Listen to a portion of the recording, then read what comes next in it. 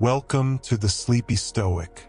Tonight, we're exploring one of the most common challenges of the modern mind, the racing thoughts that arrive just as we're trying to rest.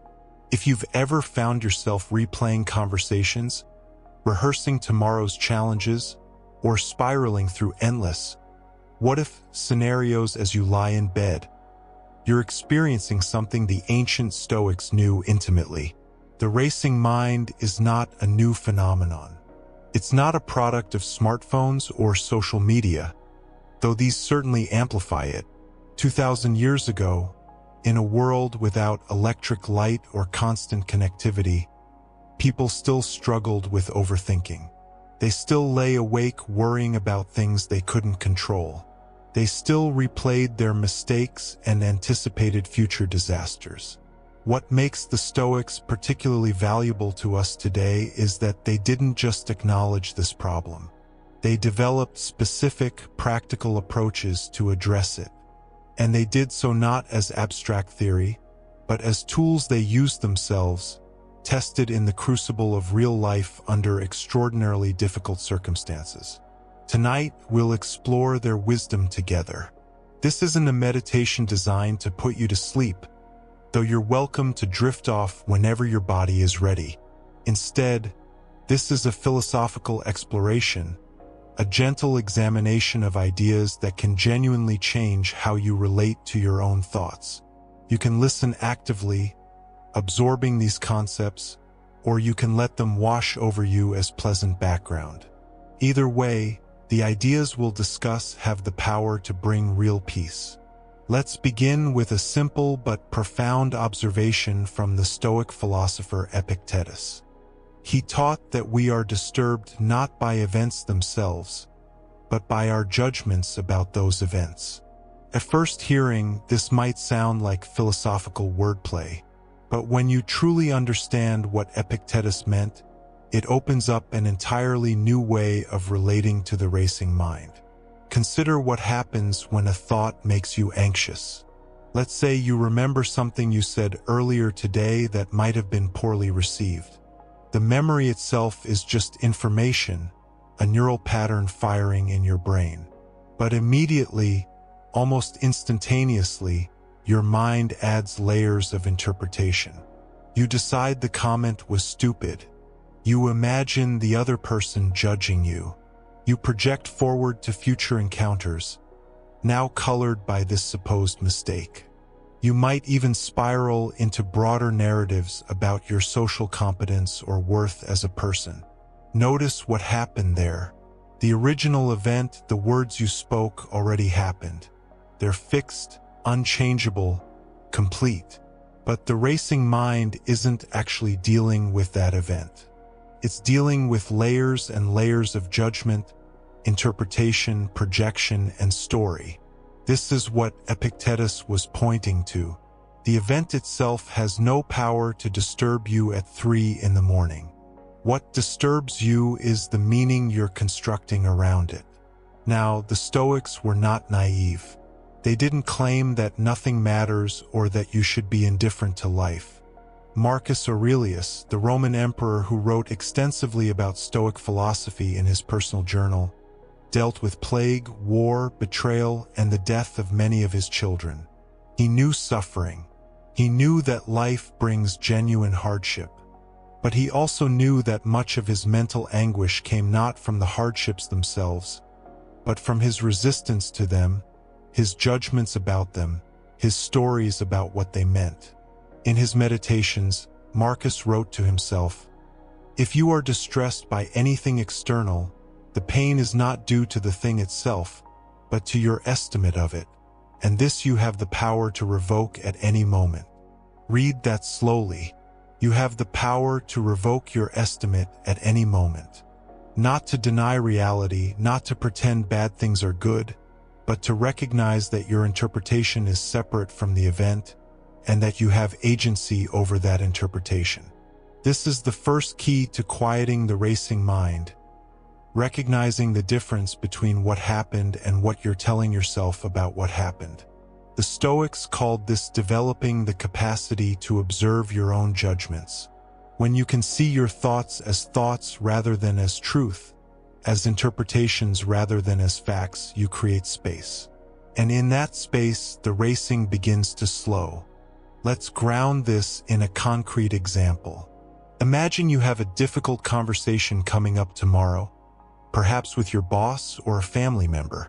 The racing mind begins its work. It rehearses the conversation, imagining all the ways it could go wrong. It scripts your responses and their counter-responses. It generates anxiety about outcomes you cannot possibly know. By the time you've been lying in bed for 20 minutes, you've had the conversation a dozen times, and in most versions it went poorly. Here's what the Stoic approach offers. First, recognize what's happening. You're not actually solving anything. You're not preparing in any useful way. You're simply generating anxiety by imagining negative outcomes. The Stoics would ask, is this conversation within your control right now at this moment? Obviously not. It hasn't happened yet. The other person isn't even present.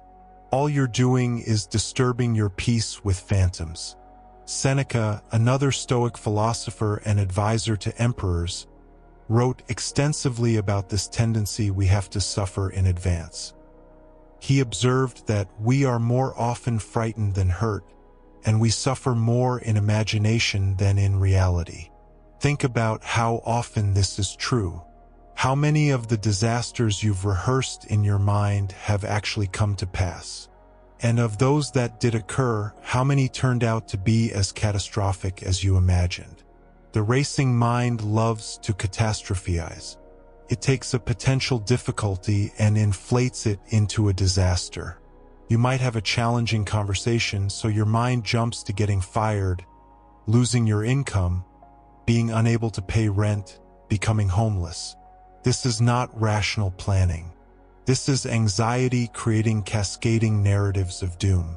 The Stoic response is not to suppress these thoughts, but to observe them clearly and recognize them for what they are: imaginative projections, not reality. Epictetus taught his students to constantly distinguish between what is up to them and what is not up to them. This distinction, which the Stoics called the Dichotomy of Control, is perhaps the most practical tool they offer for quieting the racing mind. When a thought arises that generates anxiety, ask yourself, is this within my control right now?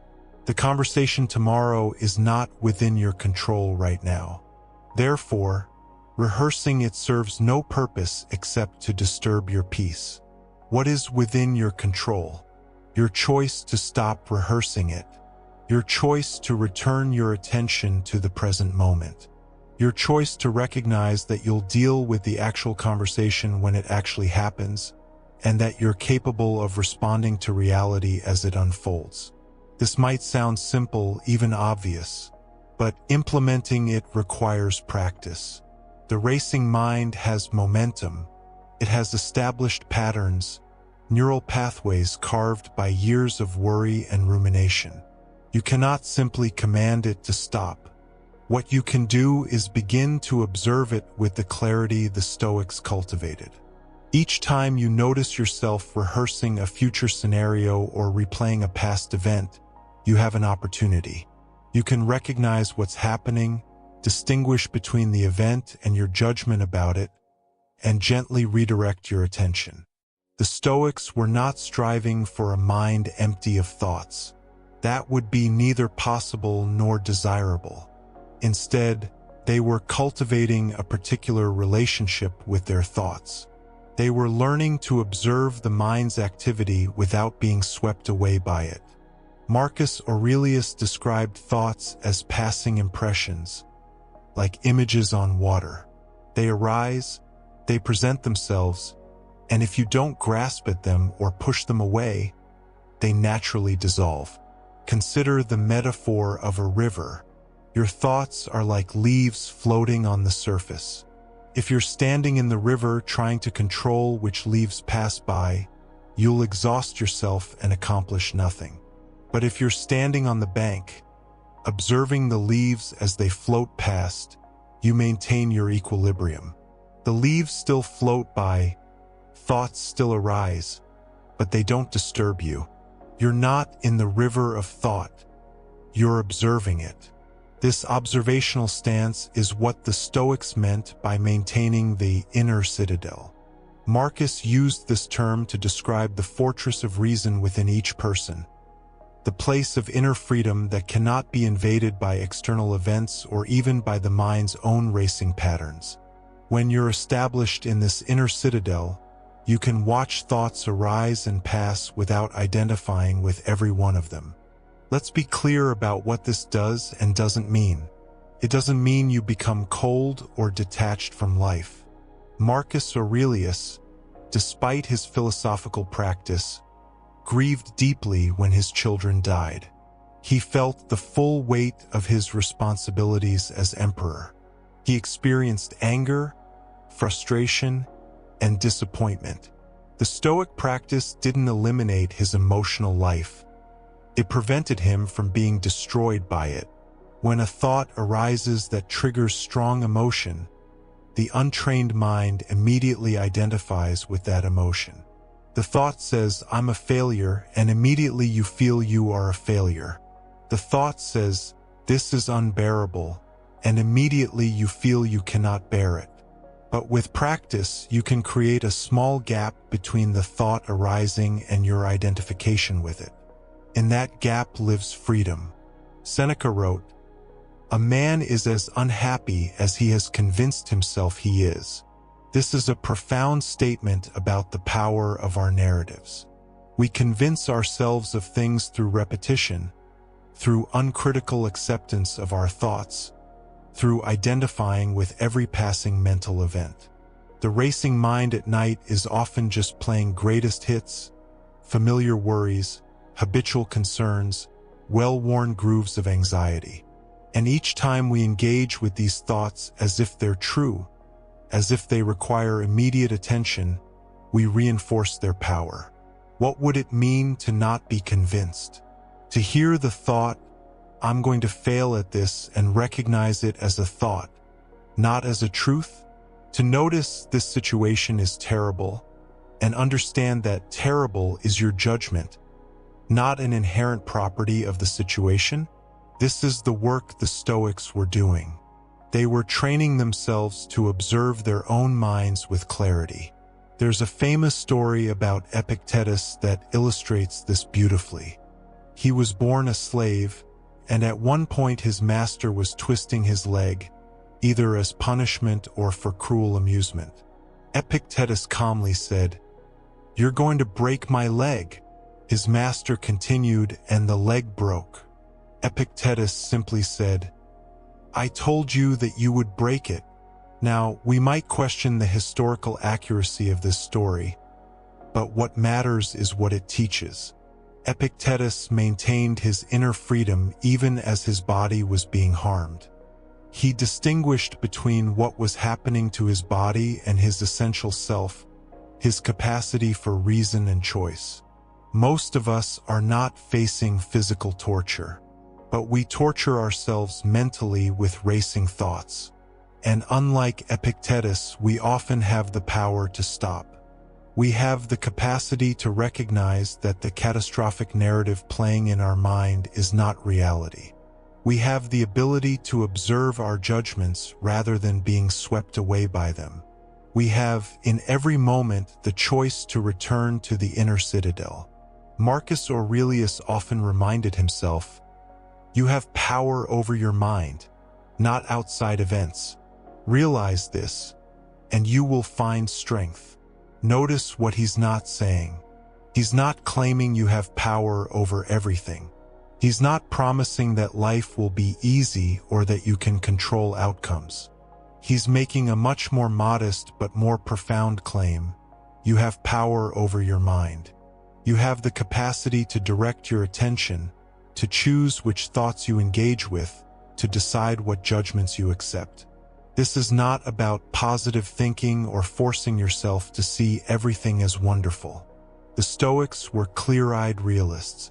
They looked at life without illusions. Seneca wrote about death constantly, reminding himself that everyone he loved would die, that he himself would die, that nothing in the material world lasts.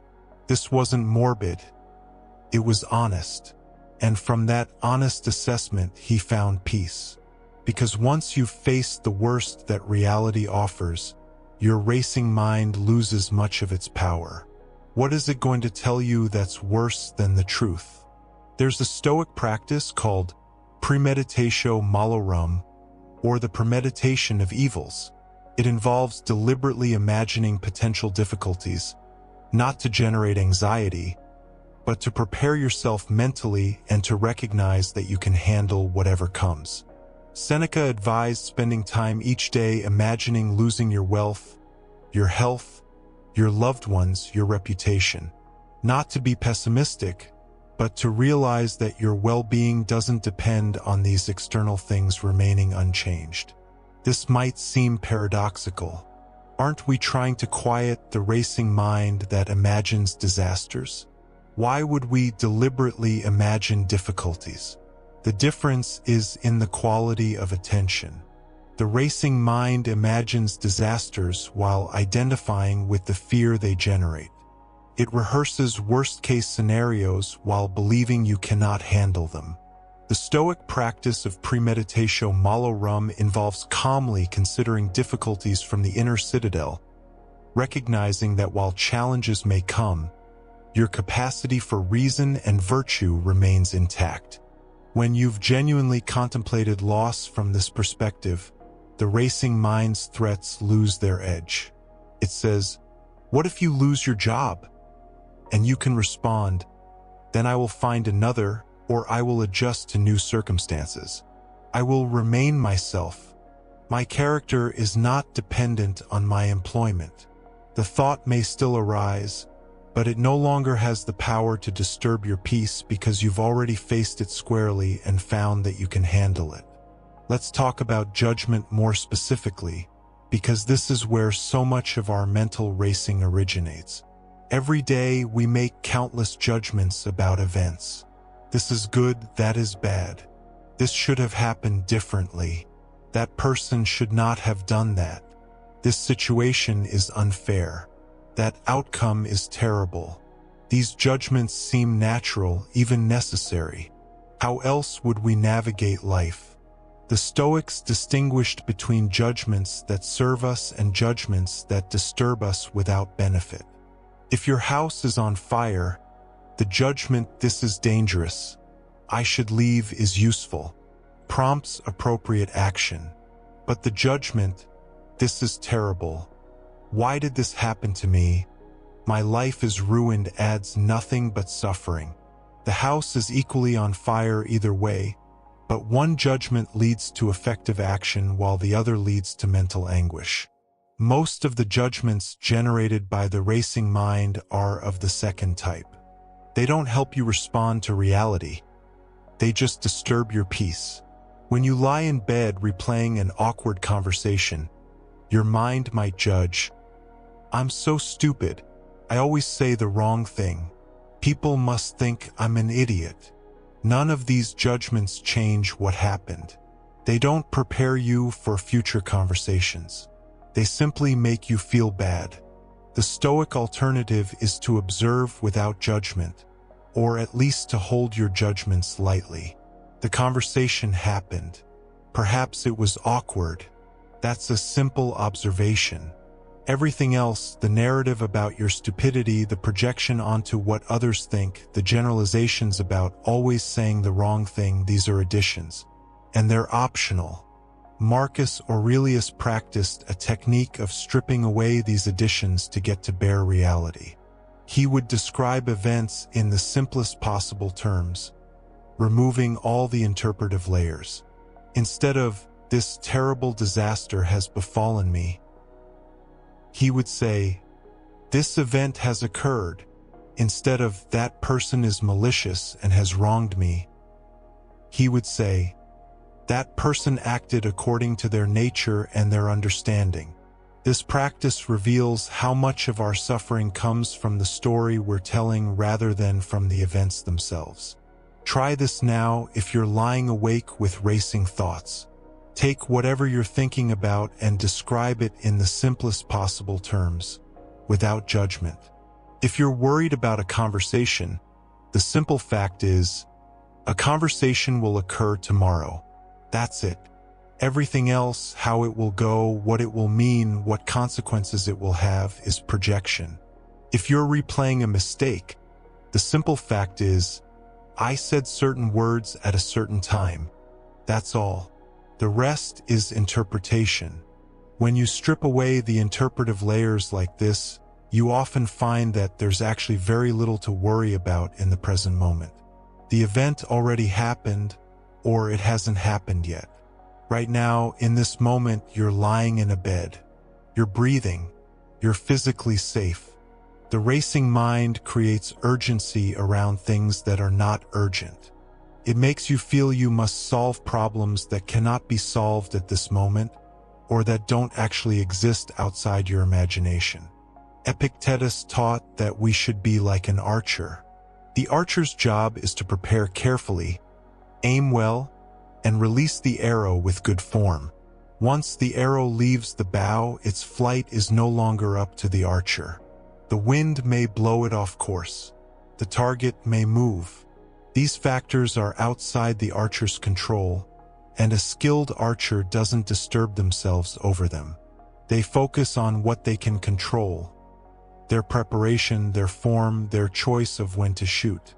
Most of what the racing mind worries about is like worrying about the arrow's flight after it's already left the bow. You did your best in that conversation. The arrow has been released. How the other person interprets it is like the wind. You cannot control it. Will you get the job you interviewed for? That arrow is in flight. What matters is that you prepared well and presented yourself honestly. The outcome is no longer up to you. This is not resignation or passivity. It's wisdom about where to direct your energy. The Stoics were often quite active in the world. Marcus ruled an empire. Seneca was involved in politics and business. Epictetus taught and wrote. They weren't withdrawn or inactive, but they focused their mental energy on what they could actually control, and they released what they couldn't. This focus is what creates peace. When you find your mind racing tonight, practice this distinction. Ask yourself, is this within my control right now? If the honest answer is no, then recognize that you're simply disturbing your peace to no purpose. This doesn't mean you won't think about it tomorrow or plan or take action. It means that right now, in this moment, you're choosing peace over useless worry. The word Stoic in modern usage has come to mean unemotional, suppressing feelings, showing no reaction.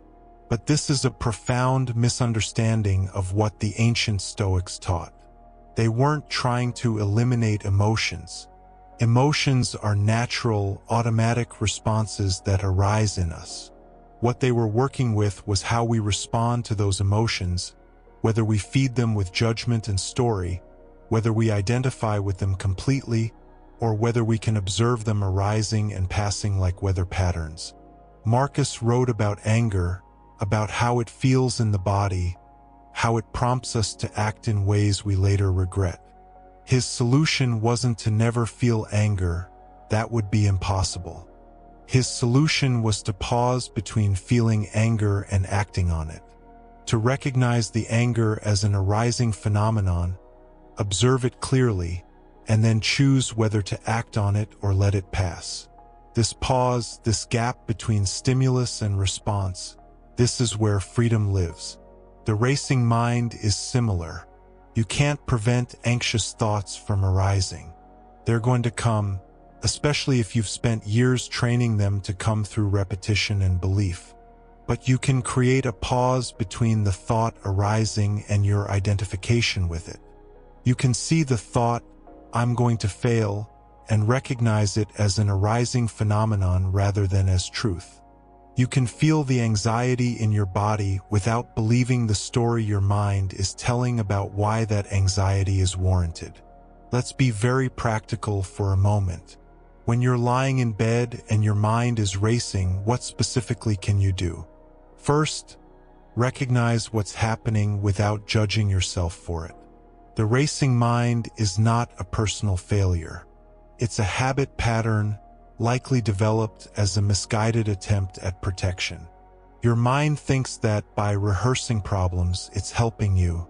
Thank it for trying to help, and then gently decline the assistance.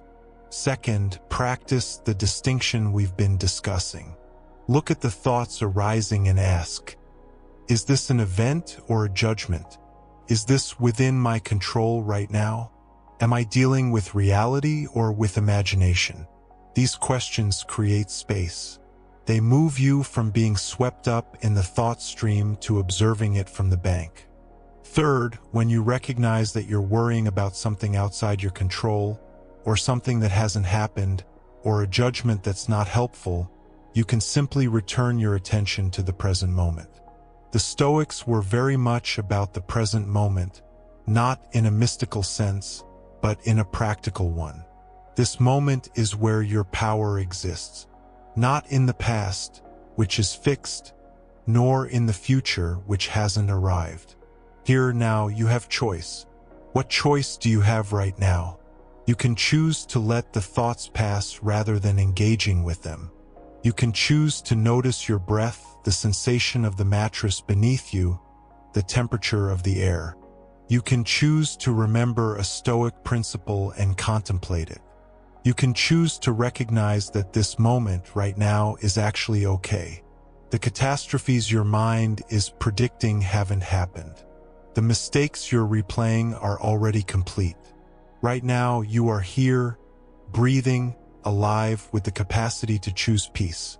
This practice becomes easier with repetition. The first 100 times you try to create this pause, to observe your thoughts rather than believing them, it will feel awkward and difficult. The racing mind has momentum, but each time you practice, you're creating a new pattern. You're training your mind that thoughts don't have to be believed, that anxiety doesn't have to be fed, that you can rest in the present moment even when your mind wants to race into past or future. Let's go deeper into the specific mechanisms of the racing mind and what the Stoics understood about them. One of the most powerful insights from Stoic philosophy is that the mind creates suffering through a specific process, and once you understand this process, you can interrupt it. The process works like this. First, an impression arises. In Stoic terminology, an impression is any thought, image, sensation, or perception that presents itself to your consciousness. These impressions arise constantly, automatically, without your permission. You cannot control what impressions appear. This is crucial to understand. The racing mind often begins with impressions that are entirely outside your control. Second, immediately following the impression, there is what the Stoics called assent or judgment. This is where you have power. Assent is your agreement with the impression, your acceptance of it as true, your identification with it. If the impression is, I failed at that task, assent is believing this means something important about you, letting it generate a cascade of related thoughts, feeling its emotional impact fully. Epictetus taught that we should scrutinize every impression before giving assent. He said that we should tell each impression, wait, let me see what you are and where you come from. This creates a pause, a moment of examination before belief. It's in this pause that freedom exists. Think about how this works with the racing mind at night. An impression arises. That thing I said today was stupid. This is just an impression. It appeared in consciousness. Now comes the crucial moment. Do you immediately assent? Do you agree that yes, it was stupid, and then spiral into what that means about you, how others must see you, what consequences will follow? Or do you pause and examine the impression? When you examine it, you might notice several things. First, stupid is a judgment, not a fact. What actually happened is you said certain words in a certain context. Stupid is an interpretation you're adding. Second, you're assuming you can read other people's minds and know what they thought about what you said. This is almost certainly false. Third, even if what you said was poorly chosen, this doesn't define you or predict your future. This is one moment, one event already complete. This examination doesn't require extensive analysis. It can happen very quickly once you've practiced it. The impression arises, you recognize it as an impression rather than as reality, you decline to fully assent to it, and you let it pass. The thought still occurred, but you didn't feed it, didn't give it the energy of belief and emotional engagement. Without that energy, it naturally dissipates. Seneca described a similar process. He wrote about how we can observe the first movements of emotions and thoughts before they gain momentum. He said that while we cannot prevent initial reactions, these are involuntary, part of being human, we can catch them early and decide whether to let them grow. The racing mind gains its power through accumulated momentum. Each thought you engage with spawns related thoughts, which spawn more thoughts until you're lost in a storm of mental activity. But if you can interrupt this process early, the storm never forms. Let's look at a specific example in detail. You're lying in bed, and your mind produces the thought, "I have so much to do tomorrow." This is the initial impression. If you immediately assent, you might start listing all the tasks, feeling overwhelmed, imagining not having enough time, worrying about consequences if you don't complete everything, perhaps spiraling into broader anxieties about your competence or your life situation. 30 minutes later, you're wide awake, anxious, and no closer to sleep. Now consider an alternative. The impression arises, "I have so much to do tomorrow." You recognize it as an impression. You examine it briefly. Is this thought helpful right now? No, it's not actionable at this moment. Can you make a useful plan right now? Perhaps, but probably not as well as you could when you're actually awake and alert. Is the anxiety this thought is generating serving any purpose? No, it's just disturbing your rest, which will actually make tomorrow more difficult. Having examined the impression and found it not worthy of full assent, you let it go. You might acknowledge it. Yes, tomorrow will be busy. I'll handle it when it arrives. And then you return your attention to the present moment. The thought may return, habits die hard, but each time you practice the same process. Recognize, examine, decline to engage, return to the present. The Stoics were very clear that this is a practice, not a perfect technique. Marcus Aurelius, even late in life, was still reminding himself to examine his impressions before accepting them.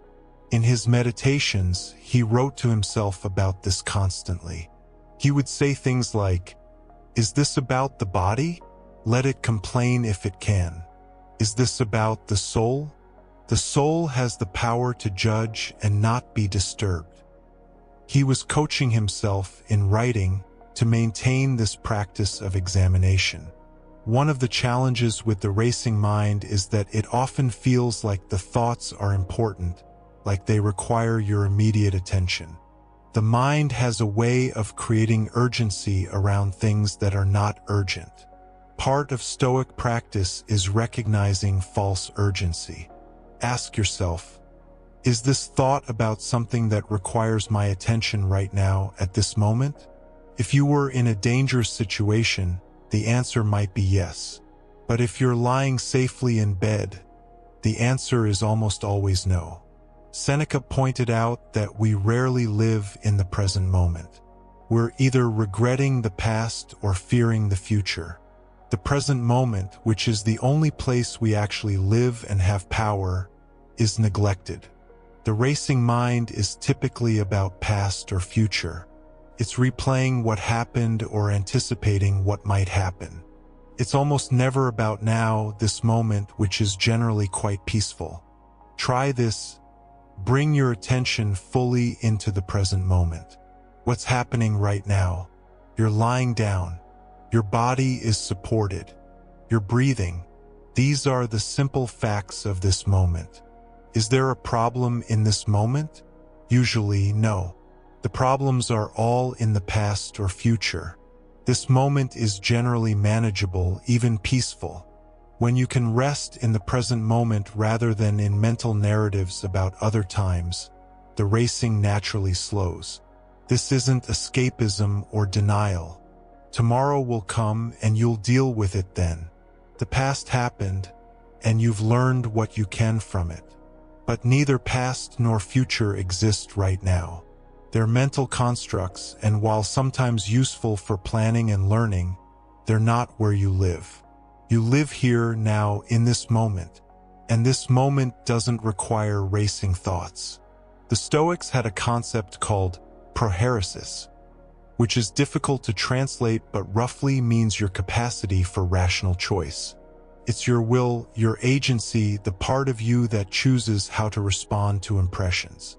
Marcus described this as the only thing that truly belongs to you, the only thing that cannot be taken away. Externals can be lost, property, reputation, health, even life itself. But your prohairesis, your capacity to choose your judgments and responses, remains yours until your last breath. This is why Epictetus, despite being a slave with a body that could be harmed, considered himself free. His master could control his external circumstances but not his prohairesis. He could choose how to interpret his situation, how to respond to treatment, what judgments to accept. This internal freedom is what the Stoics were most concerned with cultivating.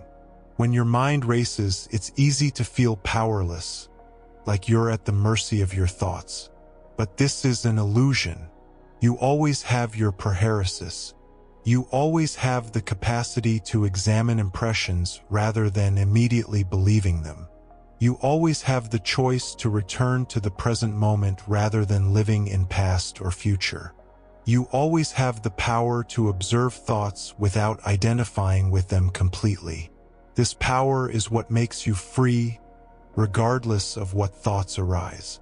Let's talk about a particularly pernicious form of racing thoughts: rumination about things you cannot change. The past is fixed, complete, unchangeable. And yet, the mind loves to replay it, especially the parts it wishes had gone differently. You said something you regret, made a choice that didn't work out, missed an opportunity. The mind reviews these events obsessively, as if enough review will somehow change what happened. Marcus Aurelius had a response to this. He would remind himself that regretting the past is as useless as being angry at rain for being wet. The past is what it is. It unfolded according to causes and conditions that were present at the time. You made the choices you made based on who you were and what you understood then.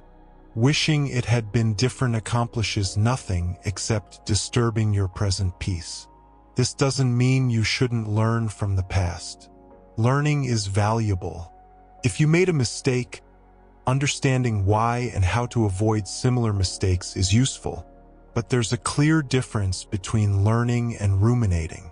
Learning examines the past with clarity, extracts useful insights, and then moves on. Rumination circles endlessly, generating suffering without insight. The Stoics practiced what we might call rational post-analysis. After events, they would review what happened, distinguish between what was in their control and what wasn't, extract lessons where possible, and then release it. Seneca recommended doing this each evening before sleep, reviewing the day not to judge yourself harshly, but to learn and improve. However, this review was meant to be brief, constructive, and then complete. It was not meant to become obsessive rumination. If you find yourself ruminating about the past tonight, try this Stoic approach. Acknowledge what happened as simple fact, without loading it with judgment. Ask yourself what, if anything, can be learned. And then ask the crucial question: can I change what happened? When the answer is no, as it always is with the past, choose to release it. You can honor the lesson without carrying the burden of regret. The racing mind often jumps from past rumination to future anxiety and back again, creating a perpetual state of being anywhere except the present moment. The Stoics saw this clearly. Seneca wrote that the mind that is anxious about future events is miserable. He wasn't saying you shouldn't plan or prepare. He was observing that anxiety about the future, which is different from prudent preparation, creates suffering without benefit. Consider how much of your future anxiety is actually useful. If you're anxious about a medical test result, does that anxiety change the result? It was already determined when the test was conducted. If you're anxious about how something will unfold, does that anxiety give you any more control over the outcome? It doesn't. What it does is make you suffer in advance, often about things that never come to pass. The Stoics recommended focusing your energy on preparation rather than anxiety. If there's something you can do to influence an outcome, do it. If you can prepare for various possibilities, prepare. But once you've done what you can, recognize that the outcome is no longer in your control. Anxiety at that point is simply borrowed suffering, experiencing in advance something that may never occur. Epictetus told his students to rehearse saying to every circumstance, "You are nothing to me." This sounds harsh, almost cruel, but what he meant was profound. External circumstances have no power over your essential self, your capacity for reason and virtue, unless you grant them that power through your judgments. A circumstance is just a circumstance until you decide what it means. And that decision is always yours. When the racing mind presents you with a feared future scenario, you can practice Epictetus's approach. The scenario is just a thought, an impression. It has no power except what you give it through assent and emotional engagement. You can acknowledge it. This is a possibility my mind is imagining. And then you can recognize, but it's not happening now, and whether it happens at all is not entirely up to me. What is up to me is whether I suffer about it in advance.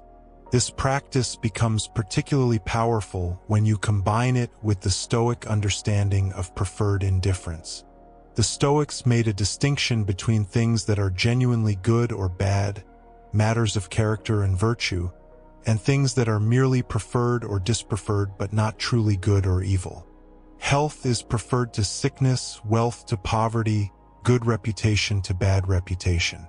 But these are all externals, not true goods. True good, according to the Stoics, lies in wisdom, justice, courage, and self-discipline. These are qualities of character that cannot be taken from you by external circumstances. Everything else, while you may reasonably prefer certain outcomes, is ultimately indifferent to your ability to live with virtue and maintain your inner peace. This framework dramatically reduces what you actually need to worry about. Most of what keeps you awake at night involves preferred indifference, job outcomes, other people's opinions, health concerns, financial situations. These matter, certainly, and it's natural to prefer positive outcomes. But they don't determine your worth or your capacity for a good life in the Stoic sense. Marcus Aurelius, ruler of the Roman Empire, regularly reminded himself that even his position, his power, his health, his life itself were merely preferred indifference. What actually mattered was whether he ruled justly, whether he maintained his integrity, whether he used his reason well. The racing mind tries to convince you that external outcomes are everything. The Stoic perspective reveals they're far less important than you think. Let's explore another common pattern of the racing mind, the tendency to catastrophize. The mind takes a possible negative outcome and immediately jumps to the worst conceivable result. You might lose your job, therefore you'll be destitute. Someone might think poorly of you, therefore everyone will reject you. A health symptom might be serious, therefore you're certainly dying. This catastrophizing feels like preparation, but it's actually just suffering multiplication. The Stoics had a specific practice for addressing this, which we mentioned earlier, premeditatio malorum, the premeditation of evils. But it's worth exploring this in more depth because it's easily misunderstood. The practice involves deliberately imagining potential hardships, but not in the catastrophizing way the racing mind does it. The difference is crucial. When the racing mind catastrophizes, it imagines disaster while simultaneously believing you cannot handle it. It generates fear and helplessness. When you practice premeditatio malorum properly, you imagine difficulty while recognizing your capacity to endure it. You contemplate loss while acknowledging that your essential self, your character, your reason, your ability to respond with virtue, remains intact regardless of external circumstances. Seneca practiced this daily. He would spend time imagining losing everything he had, his wealth, his status, his friends, his life. This wasn't to be morbid or pessimistic. It was to realize that he could lose all these things and still maintain his capacity for wisdom and virtue. It was to recognize that his well-being didn't depend on these external goods remaining unchanged. This practice created resilience and removed the power of fear. You can practice this when the racing mind presents catastrophic scenarios. Instead of resisting the thought or being swept into anxiety, engage with it rationally. If this feared outcome occurred, what would you actually do? You would adapt. You would make new plans. You would discover resources within yourself you didn't know you had. Humans are remarkably resilient when faced with actual challenges. It's the anticipatory fear that overwhelms us more than the reality. By calmly examining the worst-case scenario and recognizing that you could handle it, you remove its power over you. The racing mind loses its primary weapon, which is convincing you that certain outcomes would be unbearable. When you've contemplated them clearly and found that they would be difficult but bearable, that you would remain yourself with your capacity for reason and virtue intact, the anxiety naturally diminishes. There's a story about Epictetus that illustrates this beautifully. A student came to him anxious about potentially losing his property. Epictetus asked him, "When you acquired this property, did you acquire it as something that could never be lost, or as something temporary that might be taken away?" The student admitted it was the latter. Epictetus then asked, "Then why are you surprised or disturbed that something temporary might end? You always knew this was possible. You borrowed these goods from fortune, and now she asks for them back." This perspective transforms how we relate to potential loss. Everything external is borrowed, temporary, subject to change. When we hold it lightly, with gratitude while we have it but without desperate clinging, we maintain our equilibrium whether it stays or goes. The racing mind wants you to believe that certain losses would destroy you. The Stoic perspective reveals that you're far more resilient than your fears suggest. Another key insight from Stoic philosophy: much of what we call thinking is actually just repetitive, habitual mental patterns. The racing mind isn't being creative or productive. It's playing the same tracks over and over. How many times have you worried about the same things in the same ways? The mind has grooves, well-worn patterns of thought that activate easily and repeatedly. Understanding this is liberating because it means you're not actually dealing with fresh, important thoughts that require your immediate attention. You're dealing with habit, and habits can be changed, but not through force or resistance. They change through patient, persistent practice of new patterns. Every time you observe a racing thought without engaging it, you're weakening that habitual groove and creating space for new patterns. Marcus wrote about this extensively in his meditations. He would remind himself of the same principles repeatedly, not because he was forgetful, but because he understood that transforming habitual patterns requires persistent practice. He knew that reading a Stoic principle once wouldn't change his automatic responses, but contemplating it daily, practicing it consistently, would gradually reshape his mind. This is encouraging for your own practice. You don't need to immediately stop all racing thoughts. You just need to practice observing them, examining them, declining to give them energy. Each time you practice, even if the thoughts return moments later, you're making progress. You're teaching your mind that thoughts are just thoughts, that they don't have to be believed or engaged with, that you can rest in awareness rather than being swept into every mental current. The Stoics also recognized that physical state affects mental state. Seneca wrote about how hunger, exhaustion, and illness can make maintaining philosophical equanimity more difficult. This isn't weakness. It's simply recognizing that you're an embodied being.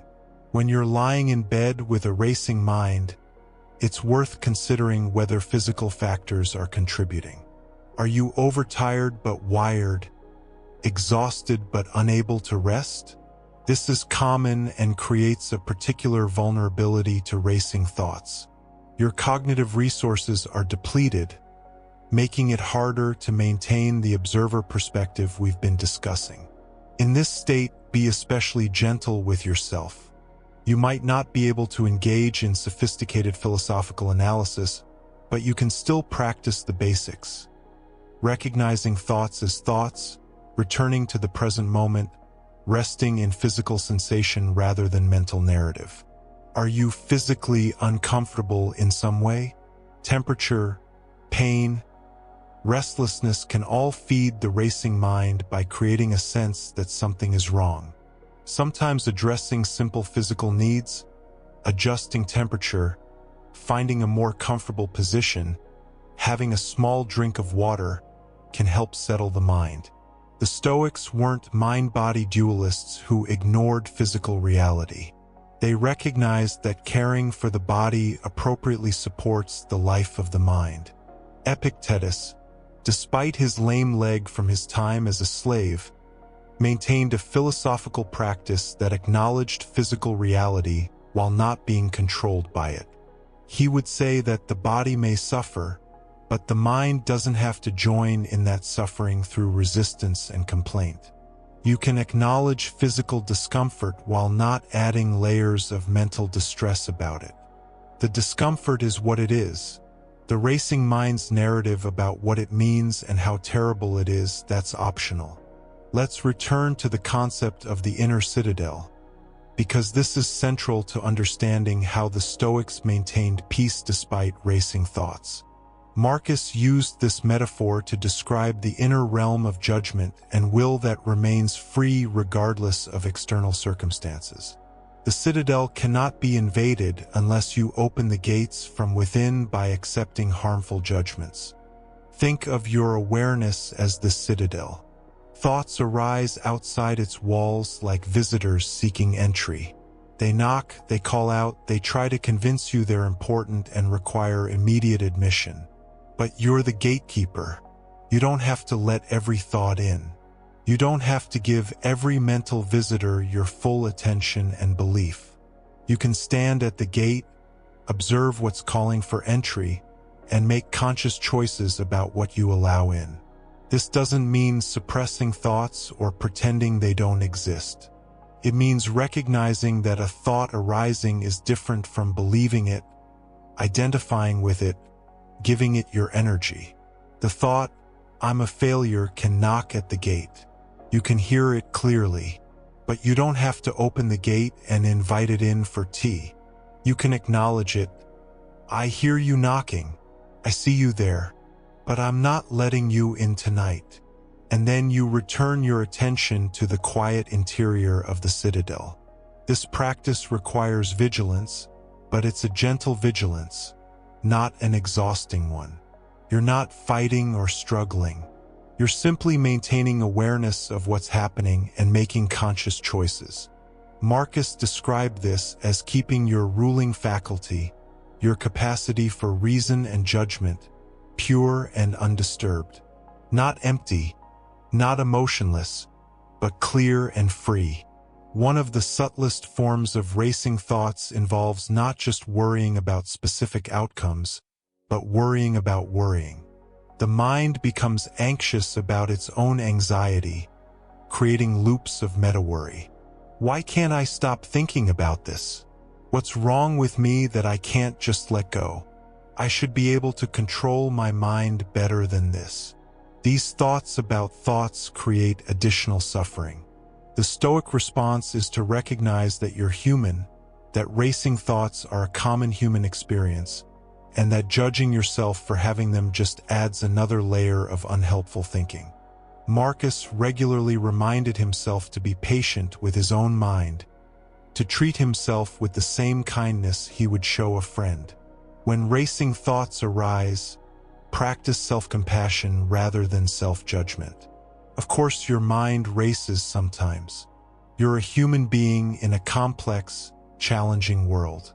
This doesn't mean anything is wrong with you. Epictetus taught that we should accept our nature as rational but imperfect beings. We have the capacity for wisdom, but we're not born with it. We have to develop it through practice, and that development is gradual and imperfect. Expecting yourself to have perfect control over your thoughts right now is as unreasonable as expecting to run a marathon without training. You're training. You're practicing.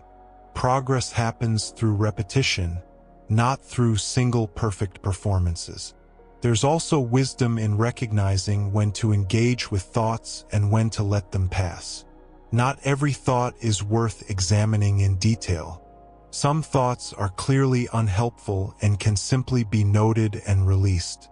But some thoughts carry useful information or point to areas that need attention. The Stoics weren't advocating for ignoring reality or suppressing all uncomfortable thoughts. They were teaching discernment about which thoughts serve you and which merely disturb you. If a thought keeps returning despite your practice of observing and releasing it, it might be worth examining more carefully. Is there something you need to address? Is there an action you need to take? Sometimes the racing mind is actually trying to get your attention about something legitimate. The solution isn't to suppress it, but to address the underlying concern directly, which often allows the mind to rest. Seneca wrote about distinguishing between necessary and unnecessary worries.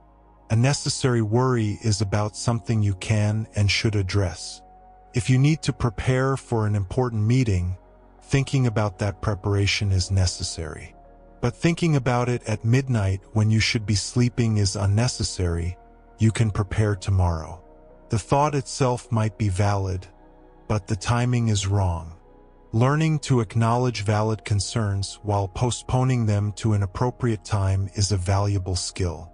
The Stoics also recognized that complete tranquility isn't always the goal.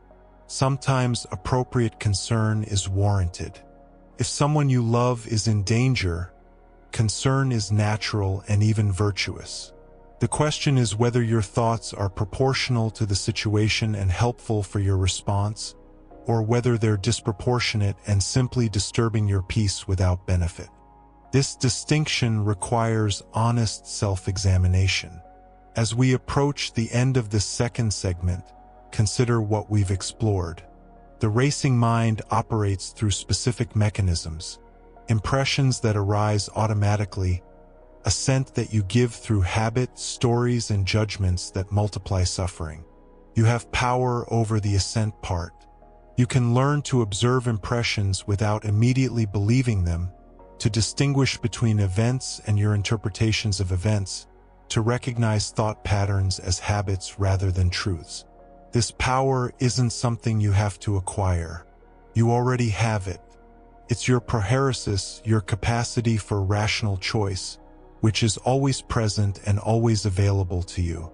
What requires practice is accessing this power consistently, remembering to use it, strengthening it through repetition. Every moment of racing thoughts is an opportunity to practice. Every time you observe without engaging, you're developing wisdom. Every time you return to the present moment, you're strengthening your ability to rest in peace rather than in mental turbulence. The Stoics didn't promise that life would become easy or that your mind would never race.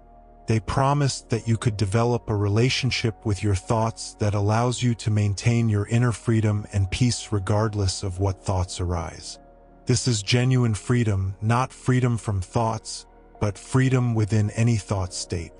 This is the deep peace that comes not from perfect circumstances or a perfectly quiet mind, but from wisdom about what actually matters and what doesn't. Let's explore how the three great Roman Stoics, Marcus Aurelius, Seneca, and Epictetus, each dealt with racing thoughts in their own unique circumstances. Their different life situations and perspectives offer us multiple angles on the same fundamental challenge. Marcus Aurelius was emperor of Rome from 161 to 180 CE, arguably the most powerful man in the world at that time.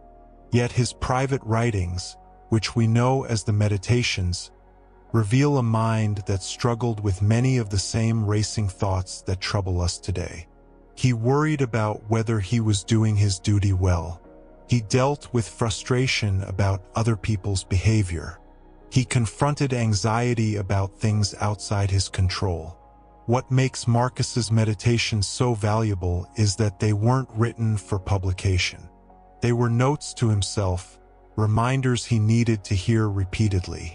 When we read them, we're essentially looking over his shoulder as he coaches himself through the same struggles we face. He's not presenting himself as having mastered these challenges.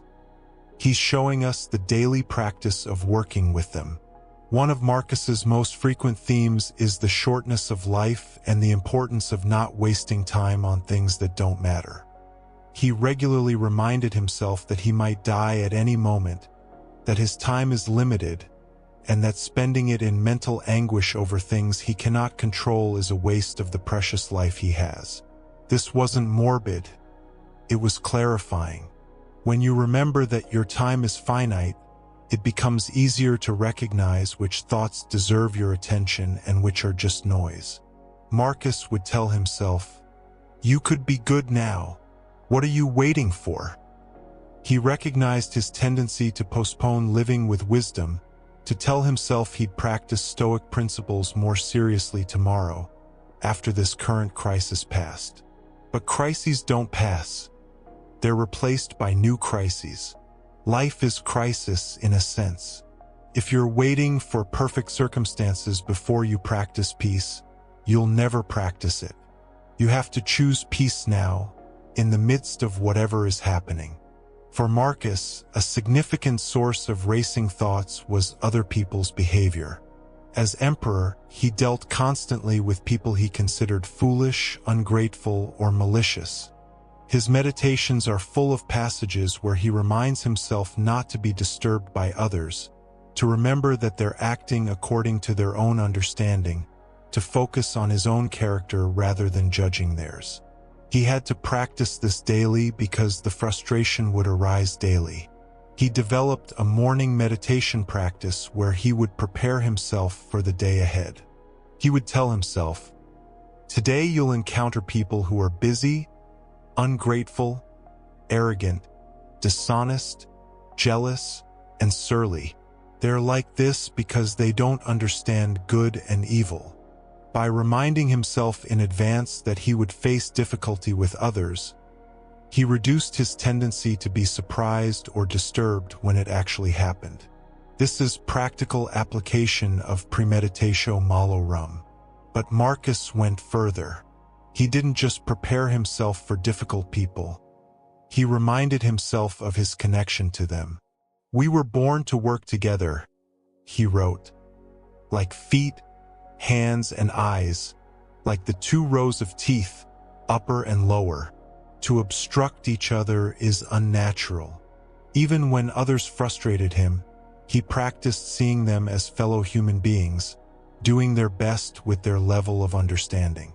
This didn't excuse harmful behavior, but it prevented him from adding his own mental suffering to the situation through judgment and anger. When racing thoughts about others arise, what they think of you, what they said, how they wronged you, you can practice Marcus's approach. Recognize that they're acting according to their nature and understanding. This doesn't mean you can't have boundaries or respond appropriately to mistreatment. It means you don't add the extra burden of resentment and rumination to what's already happened. The event occurred. The racing mind's elaboration on it is optional. Marcus also dealt extensively with the racing mind's tendency to create urgency and drama around ordinary events.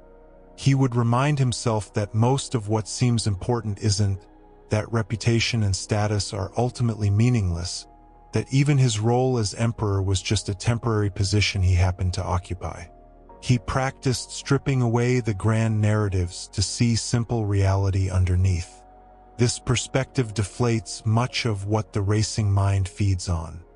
He wrote, "How much time he gains who does not look to see what his neighbor says or does or thinks, but only at what he does himself, to make it just and holy." This is particularly relevant to racing thoughts at night. How much time and peace do we lose by mentally rehearsing what others might be thinking, what they might say, what they might do? All of this is outside our control and fundamentally unknowable. Marcus's advice is to bring that energy back to what you can control, your own actions and character. Now let's turn to Seneca, who had a very different life from Marcus but faced similar internal challenges. Seneca was a wealthy philosopher, playwright, and political advisor who experienced both the heights of power and the depths of exile. He was forced from Rome, stripped of his wealth and position, and lived for years in difficult circumstances before being recalled. Later in life, he was ordered by Emperor Nero to commit suicide, which he did with philosophical composure. Seneca wrote extensively in the form of letters and essays, and his work is remarkably practical and psychologically astute. He understood the racing mind intimately because he struggled with it himself. He wrote about how anxiety steals our present moments, how we create suffering through imagination, how we waste our lives worrying about things that never occur. One of Seneca's most powerful insights is about the poverty of time. He observed that we guard our money and possessions jealously, yet we allow people to waste our time freely. More than that, we waste our own time through worry and rumination. Every moment spent in useless anxiety is a moment of life that's gone forever. When you lie awake with racing thoughts, you're not just uncomfortable. You're spending the irreplaceable currency of your existence. Seneca would ask, if someone was stealing hours from your life, wouldn't you be outraged? Yet the racing mind steals hours regularly, and we permit it. This isn't to add guilt to the struggle, it's to clarify what's actually happening and increase your motivation to practice the techniques we've been discussing. Your time is genuinely precious. The racing mind is genuinely stealing it from you. You have both the right and the responsibility to reclaim it. Seneca also wrote beautifully about the difference between pain and suffering. Pain, he observed, is inevitable. We will all experience physical discomfort, illness, loss, disappointment. These are facts of human existence. But suffering, the mental anguish we add on top of pain through our judgments and resistance, is optional. The racing mind is a form of voluntary suffering. The events that trigger it may be real, but the endless elaboration, the catastrophizing, the rumination, these are choices we're making, usually unconsciously. His letters to his friend Lucilius are full of practical advice for dealing with the anxious mind. He recommends having philosophical principles ready at hand, memorized so you can recall them when anxiety strikes. He suggests imagining worst-case scenarios deliberately to remove their power. He advises examining your fears closely to see if they're based on reality or imagination. These aren't abstract theories. They're tools Seneca used himself and found effective. One practice Seneca recommended particularly for nighttime is the evening review we mentioned earlier. Before sleep, he would review his day, not to judge himself harshly, but to observe his actions and reactions with clarity. He would ask himself, what bad habit have I cured today? What vice have I resisted? In what way am I better? This brief, constructive reflection serves several purposes. It gives the mind something specific and useful to do, preventing aimless rumination. It reinforces learning from the day, and it creates a sense of completion, allowing the mind to rest. If you find yourself lying awake with racing thoughts tonight, you might try this practice. Instead of letting your mind randomly replay the day, consciously review it. What went well? What could I learn from what went poorly? What am I grateful for? Keep it brief and constructive. The goal is not to create a new source of overthinking, but to give the mind a structured task that naturally concludes, after which you can rest. Seneca also understood that philosophical practice must adapt to your current state. When you're healthy, rested, and clear-headed, you can engage in sophisticated reasoning and analysis. But when you're exhausted, overwhelmed, or anxious, you need simpler tools. He would recommend having a few core principles that you can recall even in difficult states. For racing thoughts, these might be: this thought is not reality. I cannot control the past or future. This moment is manageable. Simple reminders that you can access even when your cognitive resources are depleted. Now let's consider Epictetus, whose circumstances were radically different from both Marcus and Seneca. Epictetus was born a slave. He experienced what it means to have absolutely no control over external circumstances. His body could be harmed, his time was not his own, his location and activities were determined by others. Yet he developed a philosophy of radical internal freedom that influenced generations of Stoics, including Marcus Aurelius himself. Epictetus's great insight, born from his experience of powerlessness, is the absolute importance of distinguishing what is up to you from what is not up to you. This distinction is not theoretical for him. It's the difference between slavery and freedom, between suffering and peace. In his Enchiridion or handbook, the very first paragraph makes this point. Some things are up to us and some are not up to us. Up to us are our opinions, impulses, desires, aversions, in short, whatever is our own doing. For Epictetus, the racing mind is fundamentally a confusion about this boundary. When your mind races about someone's opinion of you, it's treating their opinion as if it were up to you, which it isn't. When you worry obsessively about an outcome, you're treating that outcome as if it were entirely in your control, which it isn't. When you replay a mistake endlessly, you're treating the past as if it could be changed, which it can't. The solution Epictetus offers is to become extremely clear about this boundary and to focus all your energy on what's actually up to you.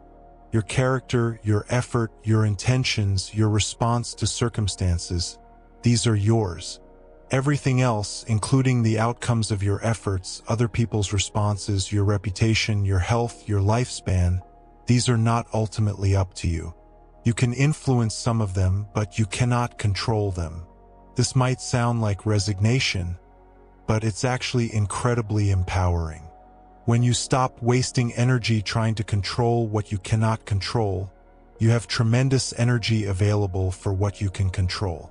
When you stop judging yourself by outcomes you cannot guarantee, you can focus on the quality of your effort and character, which you can guarantee.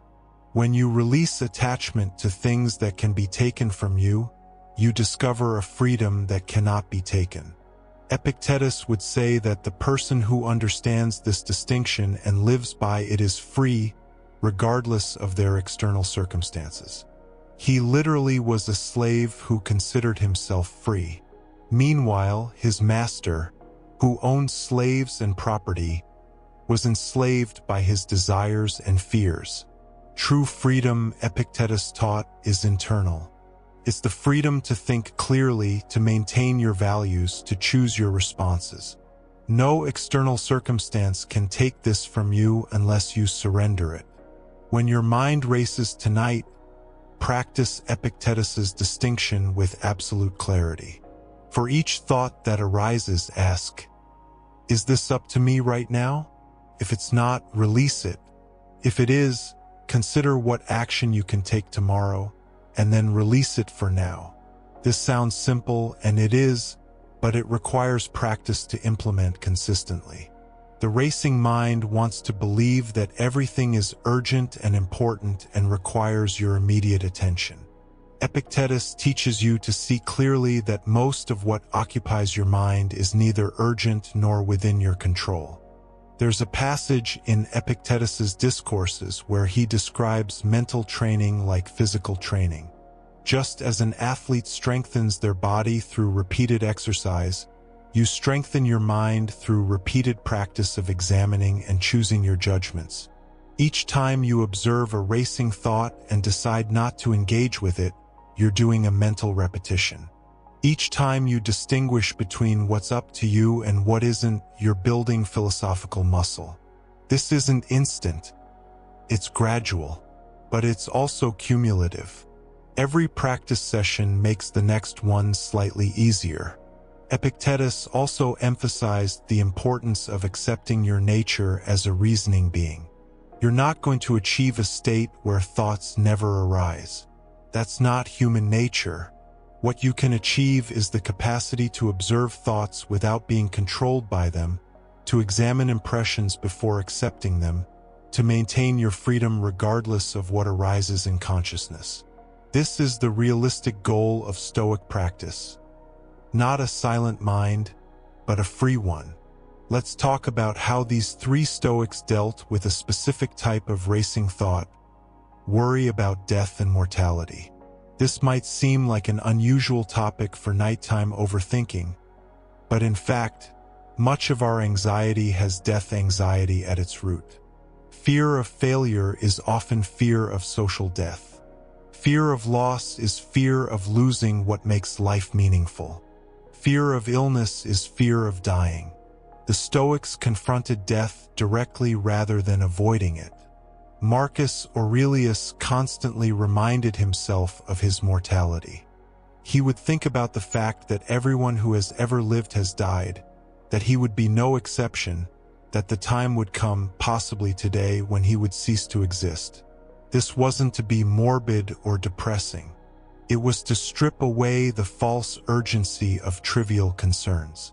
When you remember that you're going to die, that your time is genuinely limited, it becomes harder to waste it on useless worry. He also used mortality as a way to put things in perspective.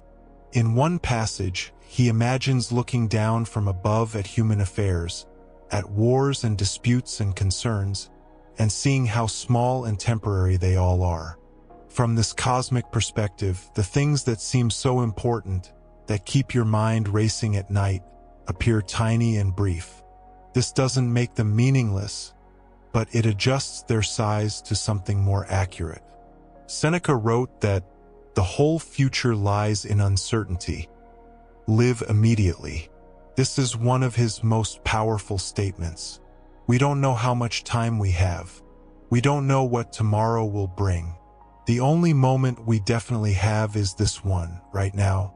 When the racing mind pulls you into anxious scenarios about the future, you can remember Seneca's words. The future is uncertain, but this moment is real. You can live this moment well, regardless of what comes later. Seneca also wrote beautifully about how we fear death while wasting life. We're terrified of the moment when life ends, yet we squander the moments we actually have on worry and triviality. This is a profound paradox. The person who lies awake dreading some future loss is losing the present moment, which is the only thing they actually possess. When you recognize this clearly, it can motivate a shift in how you use your mental energy. Epictetus approached death with characteristic clarity. He taught his students to remember that everyone and everything is mortal and temporary. When you love someone, remember that they're mortal. When you enjoy something, remember that it's temporary. This isn't to stop you from loving or enjoying. It's to love and enjoy with full awareness of reality. When you hold things lightly, knowing they're temporary, you can be fully present with them while you have them. And when they're gone, you're not devastated, because you always knew this was possible. For the racing mind at night, this perspective offers relief. Much of what we worry about involves attachment to things remaining unchanged. We want our health to remain good, our relationships to remain stable, our circumstances to remain comfortable. But change is the nature of reality. Everything that exists will change and eventually cease to exist. Fighting this reality creates suffering. Accepting it creates peace. This doesn't mean becoming detached or not caring. The Stoics cared deeply about many things, but they cared while remaining aware of impermanence. They loved while knowing loss would come. They worked hard while knowing that outcomes weren't guaranteed. This awareness didn't diminish their engagement with life. It focused it. When you know time is limited, you're more likely to use it well. When you know loss is inevitable, you're more likely to appreciate what you have now. Let's bring this back to your racing thoughts tonight. What would change if you viewed your current concerns through the lens of mortality? That argument you had, that mistake you made, that thing you're worried about tomorrow, how will these appear when you're on your deathbed? This isn't to dismiss genuine concerns, but to see them in proper proportion. Most of what keeps us awake at night is simply not as important as the racing mind claims it is. There's also wisdom in recognizing that much of what we call planning or problem solving is actually just anxiety disguised as productivity. The racing mind loves to pretend it's being useful. I'm not just worrying, it says. I'm preparing. I'm thinking things through. I'm being responsible. But there's a clear difference between useful planning and anxious rumination. Useful planning is specific, actionable, and time-limited. You identify a problem, consider solutions, choose one, and make a note to implement it tomorrow. This takes a few minutes. Anxious rumination is vague, circular, and endless. You go over the same ground repeatedly without reaching conclusions. You imagine scenarios you can't prepare for. You rehearse conversations that haven't happened and may never happen. This can go on for hours without producing anything useful. The Stoics would encourage you to distinguish between these two activities with honesty. If you're lying in bed planning, ask yourself, am I reaching conclusions and making decisions? Or am I cycling through the same worries? If it's the latter, recognize it as rumination and apply the techniques we've discussed. Observe the thoughts. Note that they're not useful right now. Return to the present moment. There's also profound wisdom in the Stoic acceptance of things as they are. So much of the racing mind is resistance to reality. This shouldn't have happened. That person shouldn't have said that. This situation isn't fair. These thoughts are understandable, but they're fighting with what is. And what is already the case. Your argument with reality is a fight you cannot win. Marcus Aurelius wrote, "Accept whatever comes to you woven in the pattern of your destiny. For what could more aptly fit your needs? This is a radical statement. He's suggesting that whatever happens, including difficulties and disappointments, is somehow fitting for you. Not because everything happens for a reason in some cosmic plan, but because this is what happened, and you're capable of meeting it. Reality has presented you with this challenge. You can resist it and suffer, or you can accept it and respond with wisdom. This acceptance is not passive resignation. You can accept that something happened while also taking action to address it. You can accept that someone treated you poorly while also setting boundaries. You can accept that you made a mistake while also making amends and learning from it. Acceptance is about acknowledging reality as it is, not about approving of it or refusing to improve it. When racing thoughts arise from resistance to what is, practice acceptance. The conversation went badly. That's what is. The mistake was made. That's what is. Tomorrow is uncertain. That's what is. This practice doesn't make difficulties pleasant, but it removes the additional layer of suffering that comes from wishing things were different than they are. You're already dealing with the actual situation. Why add the burden of resisting the fact that it's happening?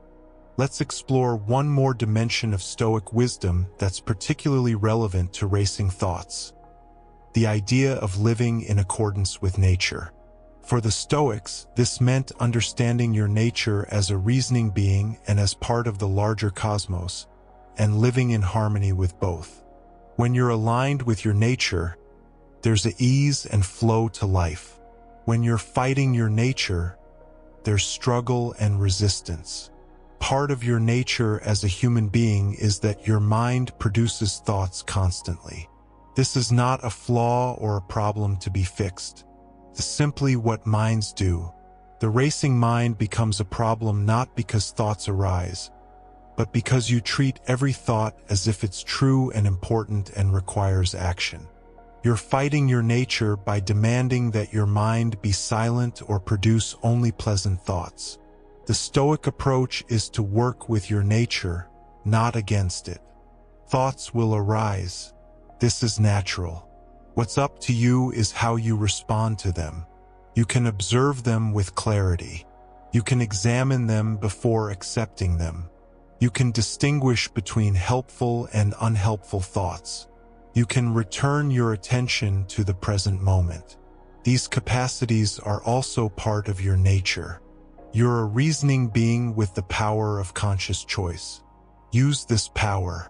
Living in accordance with nature also means accepting the natural rhythms of life. There are times for activity and times for rest. There are times for thinking and planning, and times for simply being. The modern world often ignores these rhythms, keeping us in a state of constant activation. But your body and mind need rest. Sleep is not a luxury or a waste of time. It's a biological necessity. When your racing mind keeps you from sleep, it's working against your nature. You might practice saying to your racing mind, "Thank you for these thoughts. I understand you're trying to help, but right now my nature requires rest. These thoughts can wait until morning. They'll still be available then if they're needed. Right now, it's time to sleep." This isn't suppressing thoughts. It's asserting appropriate boundaries. Just as you wouldn't call a business meeting at 3 in the morning, you don't need to engage in complex problem solving when your body needs sleep. The Stoics also understood that you're part of a larger whole, connected to other people and to the cosmos itself. When you're caught in racing thoughts, you're typically locked in your own head, in your own concerns, in your own narratives. There's a way in which this creates a kind of claustrophobia of consciousness. Everything becomes about you, your worries, your problems, your fears. One remedy for this is to expand your perspective. Remember that you're one person among billions, all dealing with their own challenges. Remember that you're part of a universe that's been unfolding for billions of years and will continue long after you're gone. This isn't to make you feel insignificant, but to put things in perspective. Your concerns are real, but they're also part of a much larger picture. Marcus would often take what he called the view from above, imagining himself looking down at human affairs from a great height. From this perspective, individual concerns appear smaller. The conflicts that seem so important close up appear trivial from a distance. This practice doesn't solve your problems, but it adjusts their size to something more manageable. It reminds you that whatever you're dealing with, others have dealt with similar challenges. You're not uniquely burdened. You're human. There's also wisdom in recognizing that your racing thoughts are often about maintaining or protecting your self-image. You worry about what others think because you're concerned about your reputation. You replay mistakes because you're worried about appearing incompetent. You rehearse conversations because you want to control how you're perceived. All of this is about ego, about the constructed sense of self that feels it must be defended and promoted. The Stoics had a complicated relationship with ego. They weren't advocating for self-hatred or humiliation, but they recognized that much of our suffering comes from protecting and promoting a self-image that's ultimately illusory. You are not your reputation. You are not your achievements. You are not what others think of you. These are all externals, things that can change and be taken away. What you actually are is your capacity for reason and choice, your character, your values. These cannot be taken unless you surrender them. When racing thoughts arise from ego concerns, practice seeing through them. I'm worried about looking stupid. Who is this I that could look stupid? It's a constructed image, not your essential self. People might think poorly of me. So what? Their thoughts are impressions in their minds, outside your control. They don't change what you actually are. I need to prove myself. To whom? And why? What would it mean to simply be yourself without the constant project of image management? This isn't easy. Ego concerns are deeply embedded in how most of us relate to the world. But even small movements toward seeing through them can bring relief. The racing mind loses much of its power when you stop identifying with the self-image it's trying to protect. You can make mistakes without being a mistake. You can have someone dislike you without being unlikable. You can fail at something without being a failure. The event and your identity are separate. As we move toward the end of this third segment, let's consolidate what we've explored. We've seen how Marcus Aurelius dealt with racing thoughts by remembering mortality, preparing for difficulty, and maintaining perspective. We've learned from Seneca about the poverty of time, the difference between pain and suffering, and the importance of evening review. We've absorbed Epictetus's clarity about the dichotomy of control and the nature of true freedom. These aren't just historical curiosities. They're practical tools you can use right now. When racing thoughts arise, you can ask Marcus's question. Will this matter from my deathbed? You can remember Seneca's insight. I'm wasting precious time on useless worry. You can apply Epictetus's distinction. Is this up to me right now? Each of these perspectives can interrupt the momentum of the racing mind and return you to clarity. But understanding these principles intellectually is different from implementing them in the moment when your mind is racing. This is why the Stoics emphasized practice. You can't read about philosophy once and expect to be transformed. You have to practice daily, returning again and again to the same principles until they become your automatic response rather than your anxious patterns being automatic. Think of it like learning a musical instrument or a sport. At first, every movement is conscious and awkward. You have to think about what you're doing, But with practice, it becomes more natural. Eventually, it becomes automatic. The same is true for Stoic practice. At first, observing your thoughts and examining your judgments will feel forced and difficult. But with practice, it becomes more natural. And eventually, though you may never achieve perfection, it becomes much easier than it once was. The key is consistency. Practice a little every day rather than trying to master everything at once. When you notice a racing thought, practice observing it. When you catch yourself catastrophizing, practice stripping away the judgments to get to bare facts. When you feel overwhelmed by things outside your control, practice focusing on what is within your control. These small moments of practice accumulate over time into genuine transformation. It's also important to practice when things are going well, not just when you're overwhelmed. The Stoics recommended daily meditation and reflection when you're calm and clear-headed. This builds strength that you can draw on when things are difficult. If you wait until you're in crisis to practice philosophy, it's like waiting until you're drowning to learn to swim.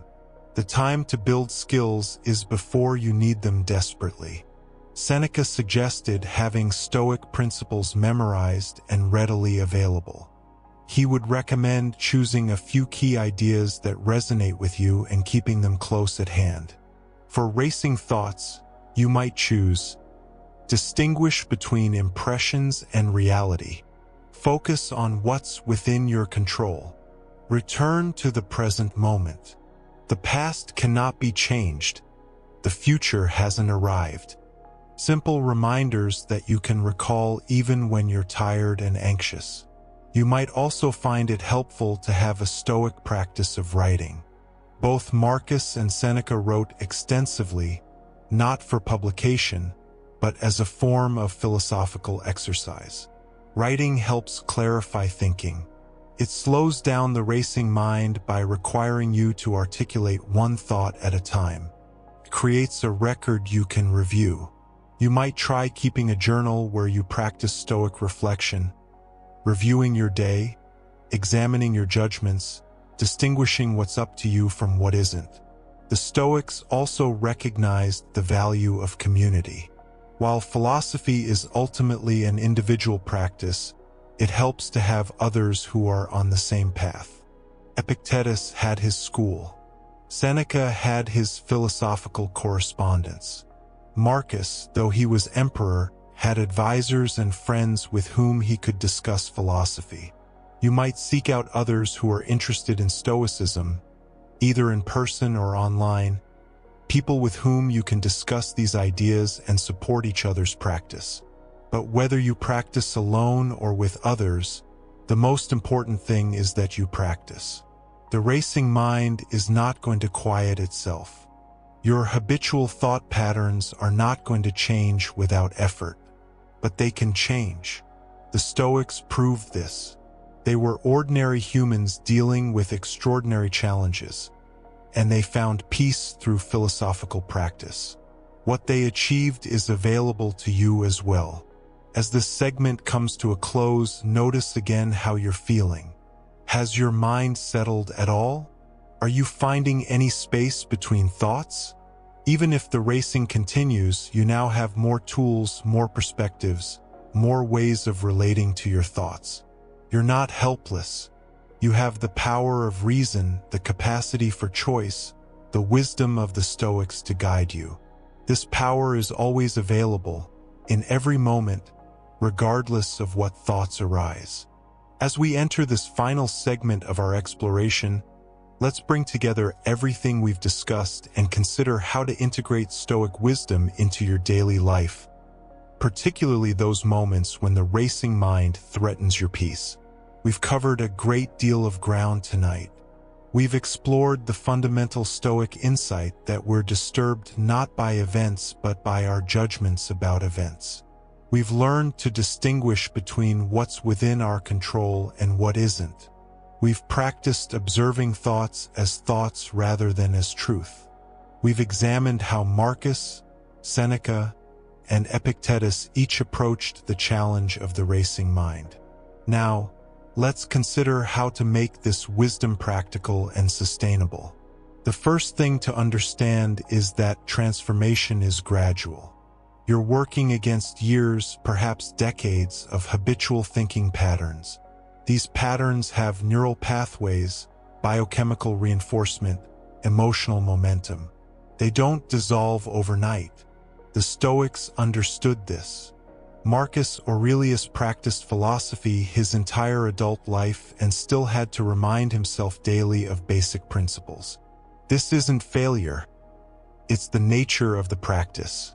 What you're aiming for is not perfection but progress. You're not trying to achieve a state where racing thoughts never arise. You're developing the capacity to relate to them differently when they do arise. Instead of being swept away by every thought, you're learning to observe. Instead of believing every judgment, you're learning to examine.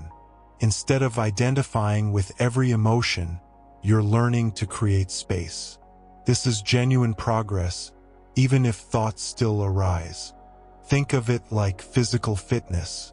If you start exercising after years of inactivity, you don't become an athlete overnight. You start with what you can do, you practice consistently, and gradually you become stronger. There are setbacks. There are days when it feels harder than it did before. But over time, if you persist, you genuinely become more capable. The same is true for mental fitness. The capacity to observe your thoughts, to maintain your inner citadel, to rest in the present moment. These are skills that develop with practice. So be patient with yourself. When racing thoughts arise, when you find yourself swept up in anxiety despite everything you've learned, this isn't failure. This is an opportunity to practice. Each time you notice what's happening and make even a small adjustment, you're strengthening your capacity. The person who catches themselves after 30 minutes of rumination and chooses to return to the present has made real progress, even if they'd prefer to have never started ruminating in the first place. The Stoics emphasized the importance of beginning again. You will forget these principles. You will fall back into old patterns. This is guaranteed. What matters is not that you never fall, but that you get back up. Every moment is an opportunity to begin again, to return to wisdom, to choose peace. Marcus would remind himself in the morning that he might have a difficult day, and if he did poorly, he could begin again tomorrow. This wasn't giving himself permission to slack off. It was acknowledging reality and maintaining perspective. Let's talk about building a sustainable practice. The Stoics had daily routines that supported their philosophical life. You might consider developing your own routine adapted to modern circumstances. This doesn't have to be elaborate or time-consuming. Even a few minutes of daily practice can make a significant difference over time. You might start your day with a brief reminder of what's within your control and what isn't. Before you check your phone or engage with the world's demands, take a moment to center yourself. Remind yourself that you cannot control what happens today, but you can control your responses. You cannot control how others behave, but you can control your own character and choices. This morning preparation is like what Marcus practiced, setting yourself up to meet the day with wisdom rather than reaction. During the day, when you notice yourself becoming anxious or overwhelmed, pause, take a breath, ask yourself the key Stoic questions. Is this within my control? Am I dealing with reality or with my judgments about reality? Is this useful thinking or rumination? These brief check-ins throughout the day prevent the buildup of mental tension that often explodes into racing thoughts at night. In the evening, as Seneca recommended, review your day briefly. What went well? What could you have handled better? What did you learn? But keep this review constructive and time-limited. Set a timer for 5 minutes if necessary. The goal is learning and closure, not rumination. After your review, consciously decide that the day is complete. What's done is done. Tomorrow is another opportunity. For now, rest. This practice of conscious closure is particularly important for the racing mind. Often, thoughts continue at night because we never clearly ended the day. Our minds are still processing, still trying to solve problems, still engaged with concerns. By deliberately reviewing and then releasing the day, you signal to your mind that this phase is complete. You can rest now. You might also develop a pre-sleep routine that supports mental quieting. This could include reading something calming, perhaps Stoic texts themselves. It could include gentle stretching or breathing exercises. It could include writing in a journal, transferring your concerns from your mind to paper where they can wait until tomorrow. The specific activities matter less than the consistent signal to your body and mind that it's time to transition toward rest. The Stoics also emphasized the value of simplicity. Much of what creates mental turbulence is complexity, having too many concerns, too many commitments, too many possessions that require attention and protection. Seneca wrote about the freedom of needing little. When your life is simpler, there's simply less to worry about. This doesn't mean abandoning all your responsibilities or possessions, but it does mean examining what's truly necessary and what's just creating unnecessary complexity. Consider your own life. How much of your mental racing is about things that don't actually matter to you deeply? How many concerns are you carrying that aren't truly yours, but that you've picked up from others or from social expectations? The Stoics would encourage you to examine your life honestly and consider simplifying.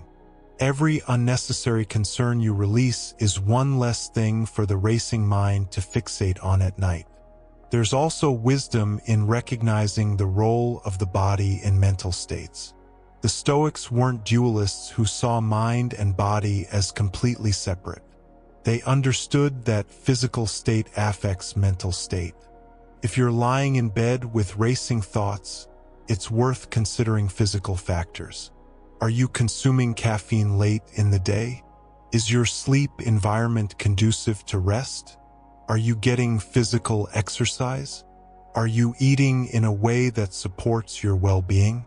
These aren't Stoic issues specifically, but they're relevant to your practice. A body that's uncomfortable or physically agitated creates conditions where the racing mind thrives. Taking care of your physical health, your sleep hygiene, your basic bodily needs, this supports your philosophical practice. You're not just a mind, you're an embodied consciousness. Honor that reality. Let's also address the question of when to seek additional help. Stoic philosophy is powerful, but it's not a cure-all. If your racing thoughts are severe, if they're interfering significantly with your ability to function, if they're accompanied by other symptoms of anxiety or depression, professional help may be appropriate. The Stoics would not see this as weakness. They understood that sometimes we need guidance, support, resources beyond our own capacity. Philosophy and therapy can work together beautifully. Cognitive behavioral therapy, in particular, has roots in Stoic thinking and uses many similar techniques. A good therapist can help you develop skills for working with difficult thoughts and emotions. Medication, when appropriate, can create conditions where philosophical practice is more accessible. There's no virtue in suffering unnecessarily when help is available. The Stoic commitment is to use your reason well and to live with virtue.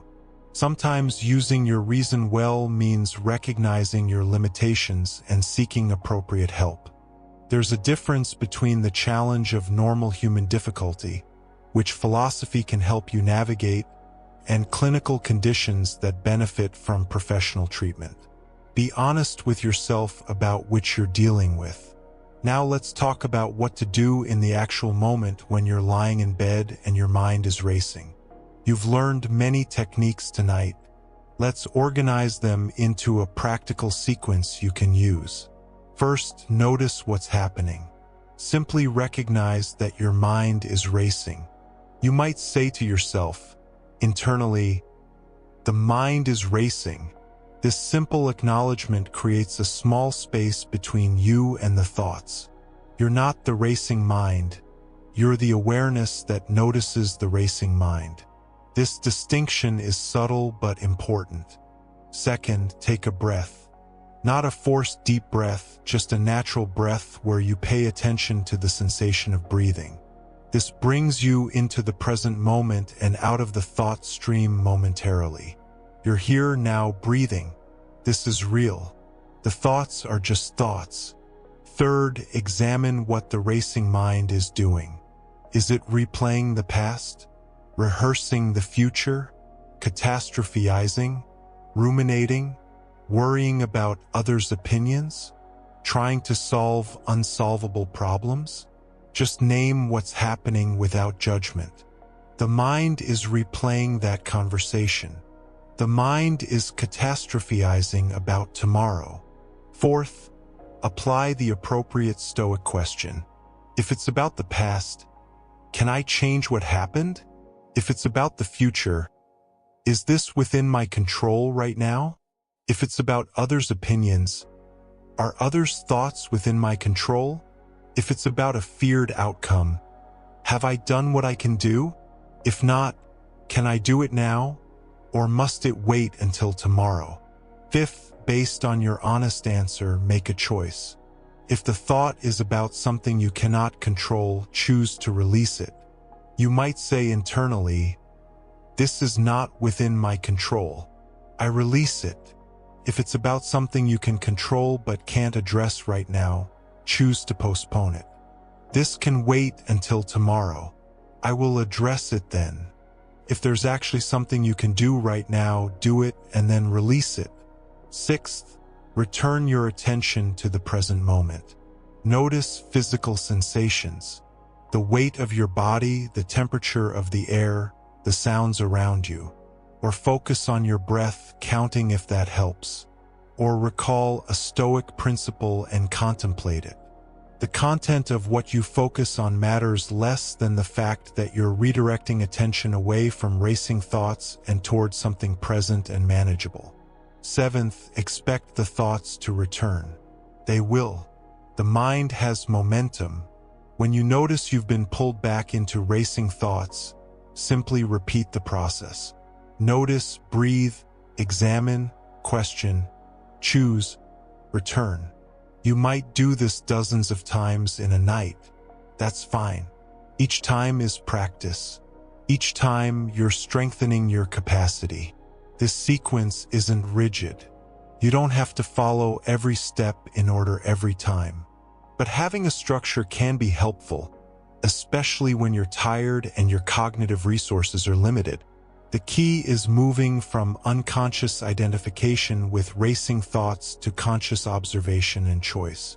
You're learning to be the awareness that observes thoughts rather than being lost in them. Let's also address what to do when the techniques don't seem to work. Some nights, despite your best efforts, the mind keeps racing. You've practiced everything you know, and still you're lying awake. This is frustrating, but it's not failure, and it doesn't mean the philosophy isn't working. First, recognize that some factors are beyond your immediate control. If you're dealing with a major life crisis, or if you're physically ill, or if you've consumed caffeine too late, or if any number of other factors are present, your capacity for philosophical practice may be temporarily reduced. This is reality. Accept it without adding self-judgment. This is a difficult night. I'm doing my best. That's enough. Second, lower your standards temporarily.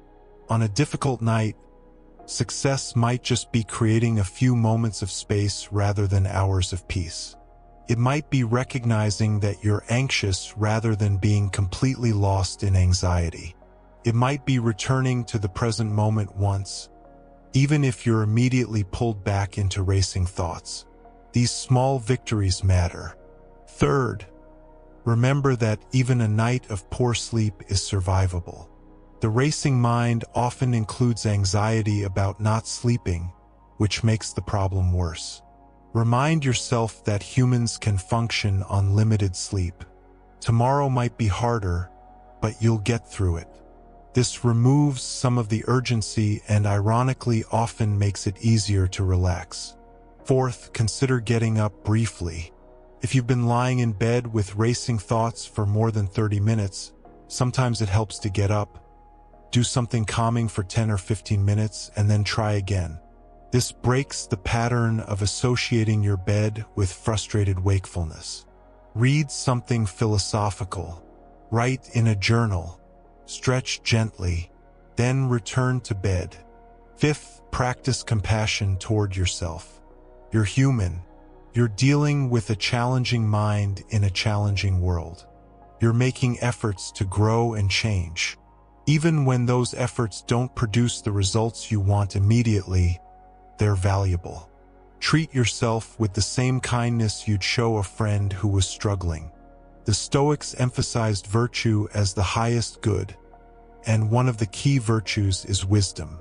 Part of wisdom is recognizing the limits of your control, accepting what is, and continuing to practice even when results aren't immediate.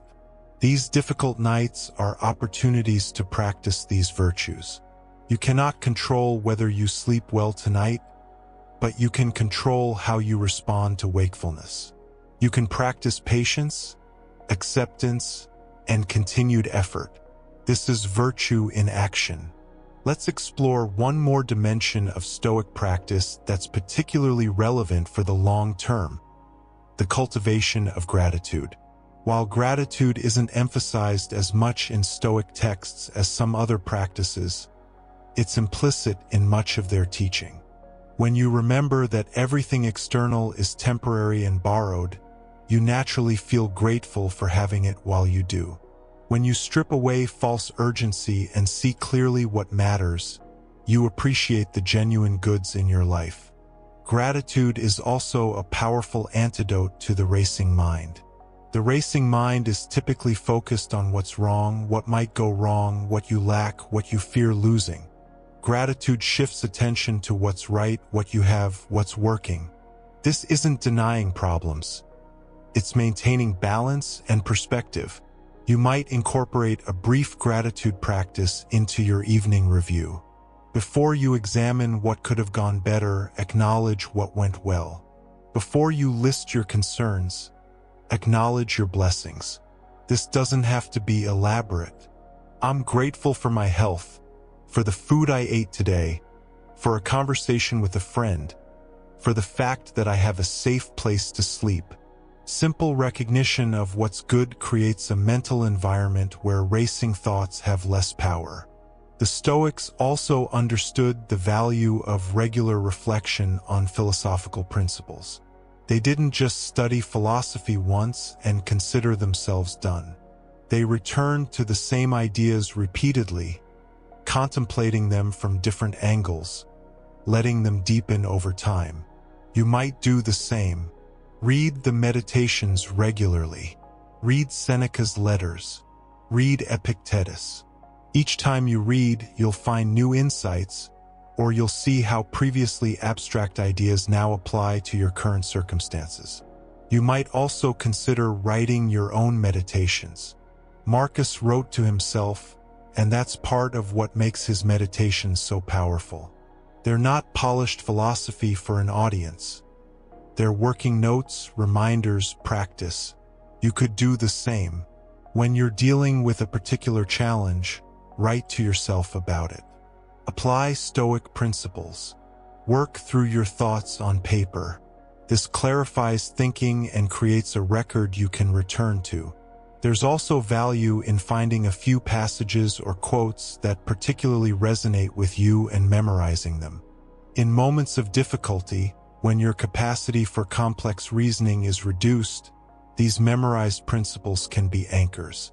You might memorize Marcus's reminder, "You have power over your mind, not outside events," or Epictetus's opening, Some things are up to us and some are not. Or Seneca's observation, we suffer more in imagination than in reality. These become tools you always have available. Let's talk about measuring progress, because this can be tricky with philosophical practice. In many areas of life, progress is obvious. You can measure your weight, your bank account, your running speed. But how do you measure progress in relating to your thoughts differently? How do you know if your practice is working? One measure is frequency. Do racing thoughts arise less often than they used to? When they do arise, do they last for shorter periods? This is progress, even if you're not yet where you want to be. Another measure is intensity. When racing thoughts arise, are they less overwhelming than they used to be? Do you maintain more perspective? Do you recover more quickly? Even if the thoughts still arise, if they have less power over you, that's progress. Another measure is your relationship to the thoughts. Can you observe them more easily than you used to? Do you catch yourself sooner? Are you less identified with them? Do you remember to apply Stoic principles more often? These shifts in your relationship to thoughts matter more than whether thoughts arise at all. And finally, consider how you're living overall. Are you making choices more aligned with your values? Are you less disturbed by things outside your control? Are you kinder to yourself and others? Are you wasting less time on trivialities? These broader measures of flourishing indicate that your philosophical practice is taking root, even if you still struggle with racing thoughts sometimes. It's important to recognize that progress isn't linear. You'll have periods where everything seems to click, where the racing mind quiets easily, where Stoic principles feel natural. And you'll have periods where you feel like you've forgotten everything, where you're back at square one, where nothing seems to work. This is normal. It's how growth actually happens, in cycles and spirals rather than straight lines. During difficult periods, remember that the practice itself is valuable regardless of immediate results. Every time you attempt to observe your thoughts, you're practicing, even if you get swept back into them immediately. Every time you remember to ask whether something is within your control, you're strengthening that neural pathway, even if you then proceed to worry about uncontrollable things anyway. The practice is cumulative. Trust the process even when results aren't obvious. The Stoics also emphasized the importance of perspective in another way, remembering that you're not alone in this struggle. Every human being deals with difficult thoughts, with anxiety, with the challenge of maintaining peace in a turbulent world. You're not uniquely flawed or weak for having a racing mind. You're human, dealing with a universal human challenge. This recognition can reduce the shame or frustration you might feel about your struggles. Marcus Aurelius, the most powerful man in the world, struggled with his thoughts. Seneca, despite all his wealth and wisdom, dealt with anxiety. Epictetus, who had experienced the worst that life could offer, still had to practice daily. If they needed consistent practice, you can be patient with your own need for practice. You're in good company. Let's consider how Stoic practice relates to other approaches you might be using. Perhaps you meditate, practice mindfulness, engage in therapy, or use other tools for mental well-being. Stoicism can complement these practices beautifully. The core Stoic insights about judgments, control, and present moment awareness align well with many therapeutic and contemplative traditions. Where Stoicism particularly shines is in its practical, systematic approach to examining thoughts. While some traditions emphasize letting thoughts go without examination, Stoicism encourages you to look at thoughts clearly, to see their structure, to recognize where they're based on false assumptions or unnecessary judgments. This can be incredibly empowering. You're not just trying to transcend thought, you're learning to think more clearly.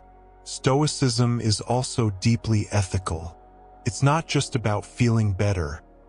It's about living well, about developing character, about contributing to the common good. This broader context gives meaning to the practice. You're not just trying to quiet your mind for your own comfort, though that's valuable. You're developing wisdom and virtue. You're becoming more capable of responding to life with reason and integrity. You're contributing to human flourishing, starting with yourself but extending to how you interact with others. As we move toward the close of this exploration, let's return to where we began. The racing mind that keeps you awake at night.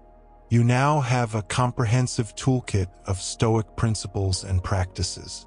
You understand that you're disturbed not by events but by judgments. You know to distinguish between what's within your control and what isn't. You've learned to observe thoughts as thoughts rather than as truth. You've seen how Marcus, Seneca, and Epictetus approached these challenges. You have practical steps you can take in the moment when thoughts race.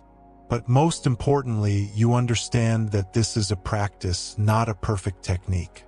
You're not trying to achieve some final state of perpetual peace where no difficult thoughts arise. You're developing the capacity to meet whatever arises with wisdom, clarity, and virtue. Some nights will be easy. Some will be hard. All of them are opportunities to practice. Tonight, as you continue to rest here, you might consider which of the ideas we've explored resonates most strongly with you. Which principle or practice feels most relevant to your current struggle?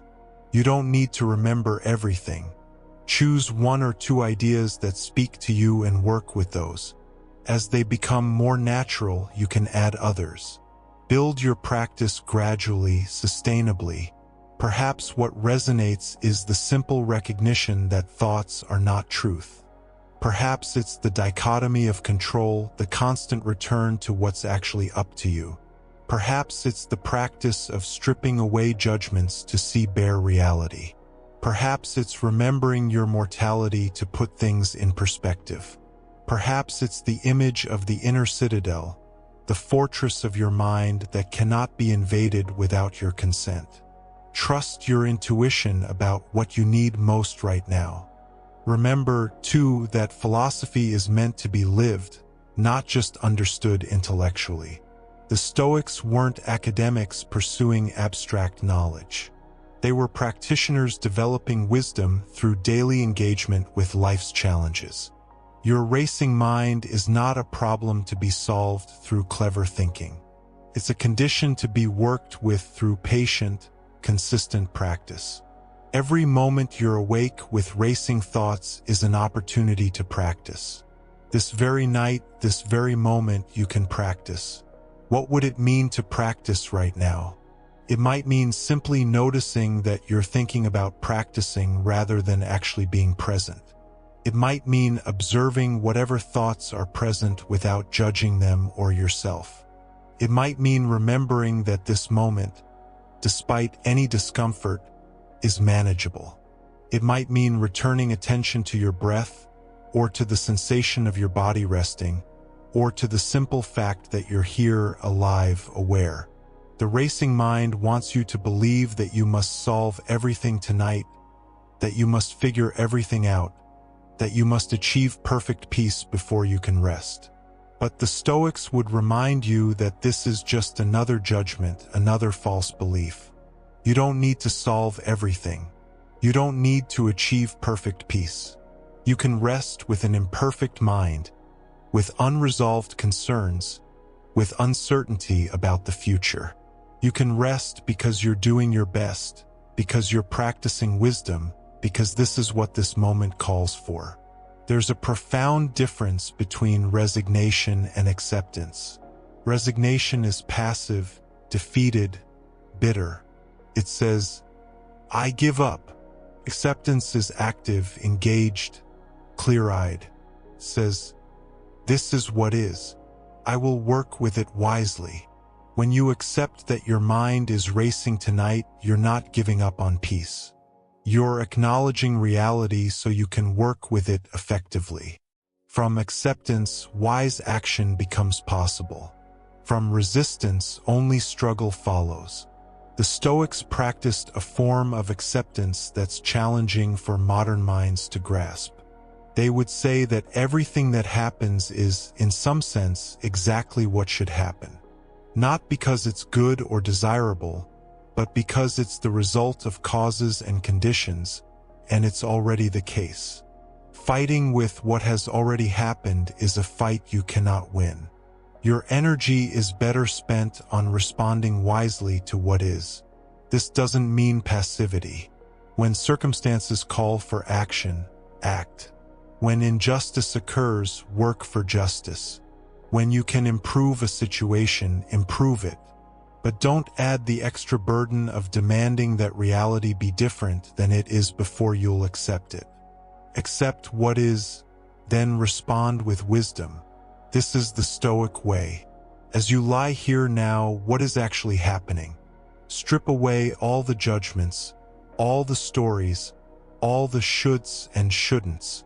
What is simply, factually, the case? You're lying down. You're breathing. Thoughts are arising. Perhaps there's some physical discomfort. Perhaps there's anxiety in your body. These are the facts. Everything else, all the meaning you're adding, all the narratives about what this means about you or your future, these are additions. And additions are optional. Can you rest here with what actually is without adding to it?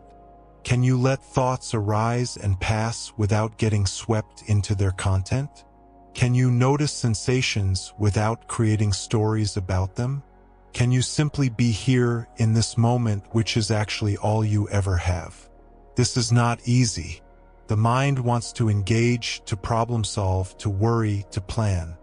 But you can practice allowing all that to be background noise while you rest in simple present awareness. The Stoics found freedom not through changing their external circumstances, though they certainly acted in the world, but through changing their relationship to whatever circumstances they found themselves in. Epictetus was free as a slave because he maintained his inner citadel. Marcus was free as emperor because he didn't identify with his power and status. Seneca was free in exile because he carried his values with him. You can be free right now, regardless of what your mind is doing, by maintaining your capacity to observe, to choose, to respond with wisdom. This freedom is always available. It doesn't depend on your thoughts quieting. It doesn't depend on feeling calm. It doesn't depend on sleeping well tonight. It's the freedom of knowing that you have power over your mind, that you can choose which thoughts to engage with, that you can maintain your character regardless of circumstances. This freedom cannot be taken from you unless you surrender it. As we approach the end of our time together tonight, recognize that this isn't really an ending. This is just a pause in your ongoing practice. Tomorrow you'll wake up and you'll have another opportunity to practice Stoic philosophy. You'll face new challenges and old patterns. You'll sometimes remember what you've learned and sometimes forget. All of this is normal and expected. The practice continues. What matters is that you keep practicing. When you forget, begin again. When you fall back into old patterns, return to wisdom. When you feel discouraged, remember that every Stoic struggled, and yet they found it worthwhile to persist.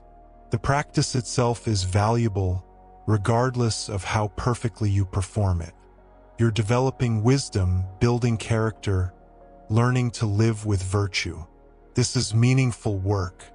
You might set an intention for tomorrow, not a rigid resolution that will create guilt if you don't follow through perfectly, but a gentle intention that guides your direction. Perhaps your intention is to notice one moment tomorrow when you catch yourself before getting swept into racing thoughts. Perhaps it's to apply the dichotomy of control once. Perhaps it's to take one breath with full awareness. Whatever intention you set, keep it simple and achievable. Small, consistent practices create lasting change. Consider, too, what support you might need. Are there books you'd like to read? Perhaps Marcus's Meditations or Seneca's Letters, or a modern commentary on Stoicism. Are there communities you'd like to connect with, either online or in person? Are there changes in your daily routine that would support your practice? Think about how you can create conditions that make philosophical practice easier and more natural. But also recognize that you don't need anything external to practice. You have everything you need right now. You have your capacity to observe, to think, to choose. You have the wisdom of the Stoics available to you through their writings or through teachings like this. You have each moment as an opportunity to practice. The challenge is not finding resources. It's consistently applying the wisdom you already have access to. The Stoics would remind you that philosophy is not about information but transformation. You can read every Stoic text ever written and remain unchanged if you don't practice. Or you can work with a few simple principles consistently and find your life genuinely transformed. What matters is not how much you know but how you live. Are you observing your judgments? Are you distinguishing what's up to you from what isn't? Are you returning to the present moment? Are you maintaining your inner citadel?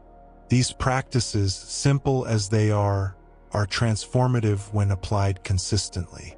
Let's take a moment to consolidate the key insights one more time, not because you haven't heard them, but because repetition helps embed wisdom. The racing mind is disturbed not by events but by judgments about events. You have power over your judgments. You can observe thoughts without believing them.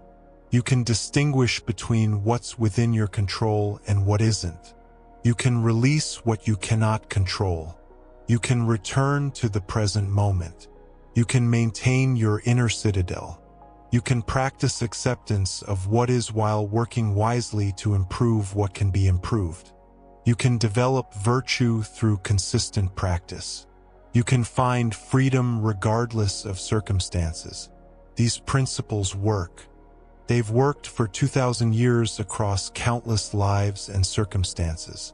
They can work for you, but they require practice. They require patience. They require consistency. They require compassion toward yourself when you struggle. They require beginning again when you forget. Are you willing to practice?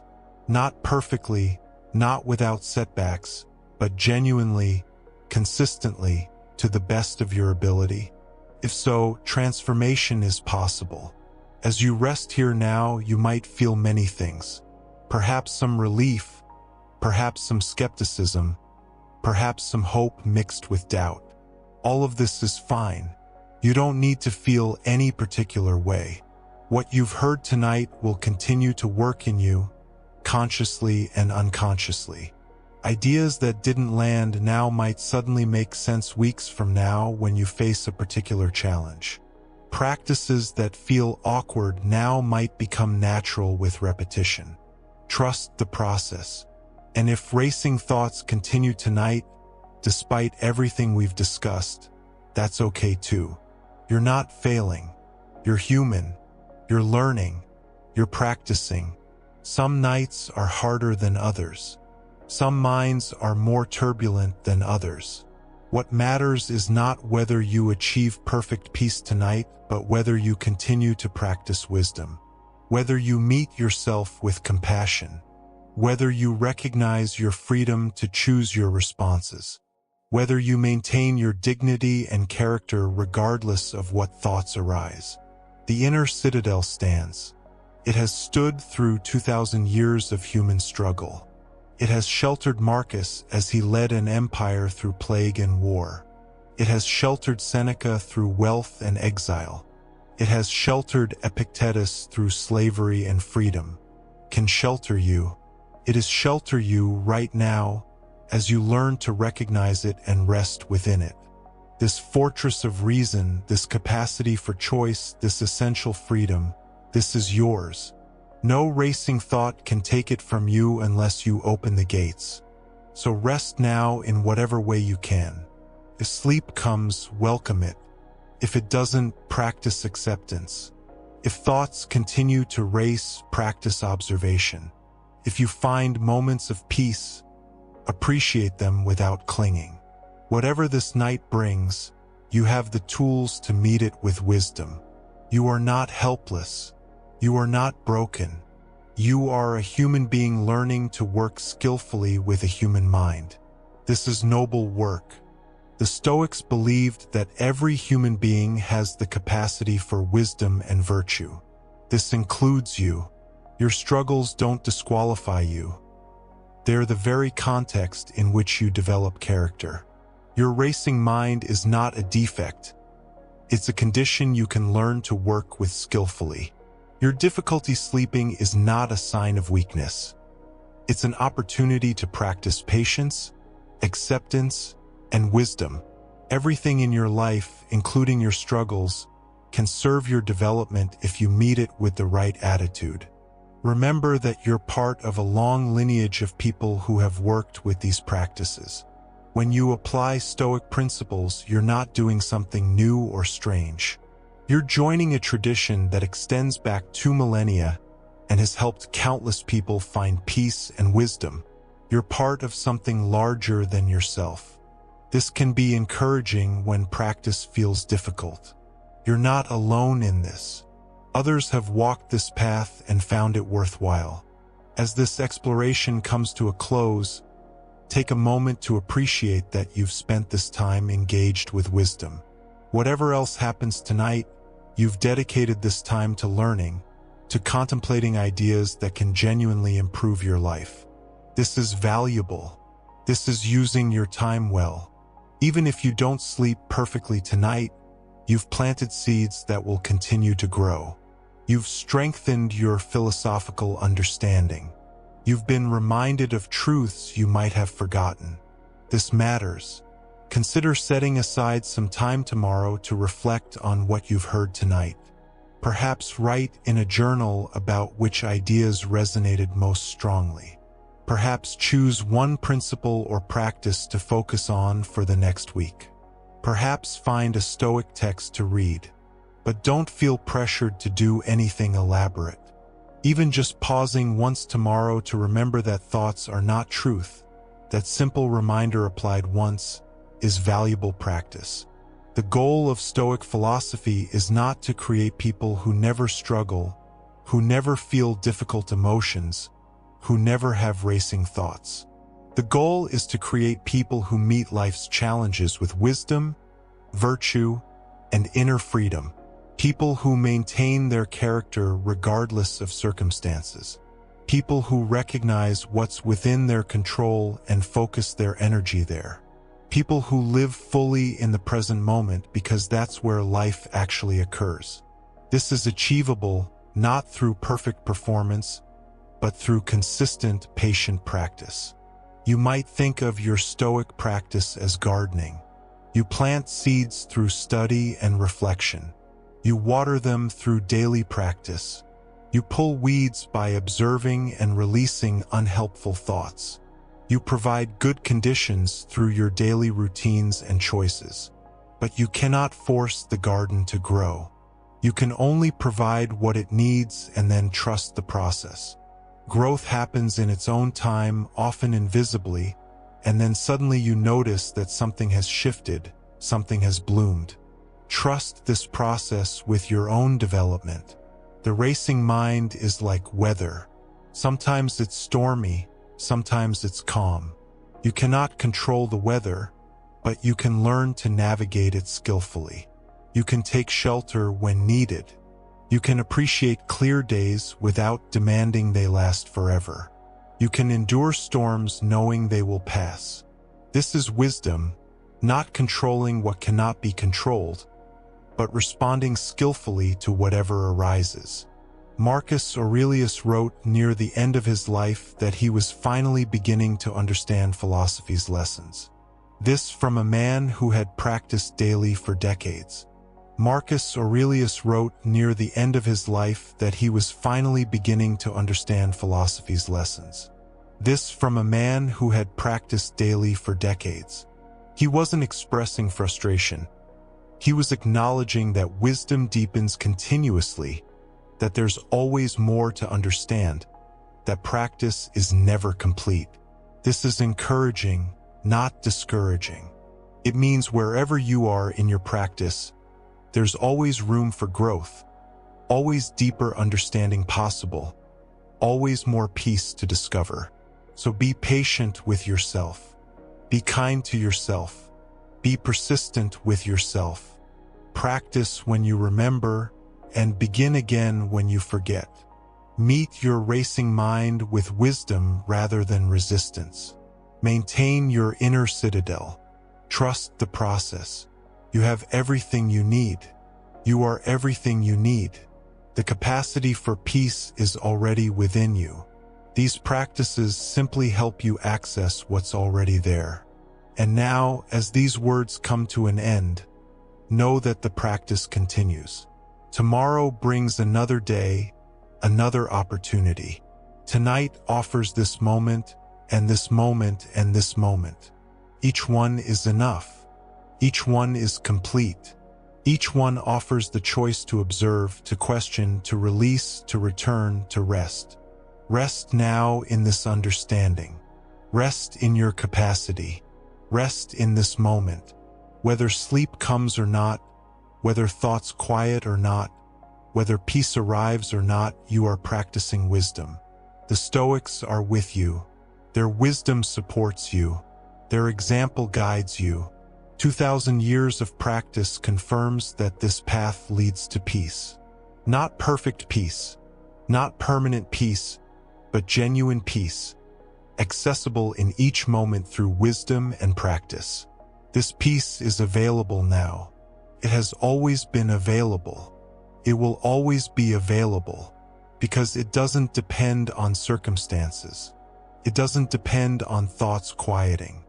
It depends only on your choice to observe, to question, to release, to return, to rest in your essential freedom. And so we close with gratitude. Gratitude for this time, for these ideas, for the wisdom of the Stoics, for your willingness to listen and learn. Gratitude for this moment exactly as it is. Gratitude for your capacity to practice, to grow, to choose. Gratitude for the peace that's possible, and for the journey toward it. May you rest well. May you wake with clarity. May you practice with patience. May you live with wisdom. The inner citadel stands. You are free.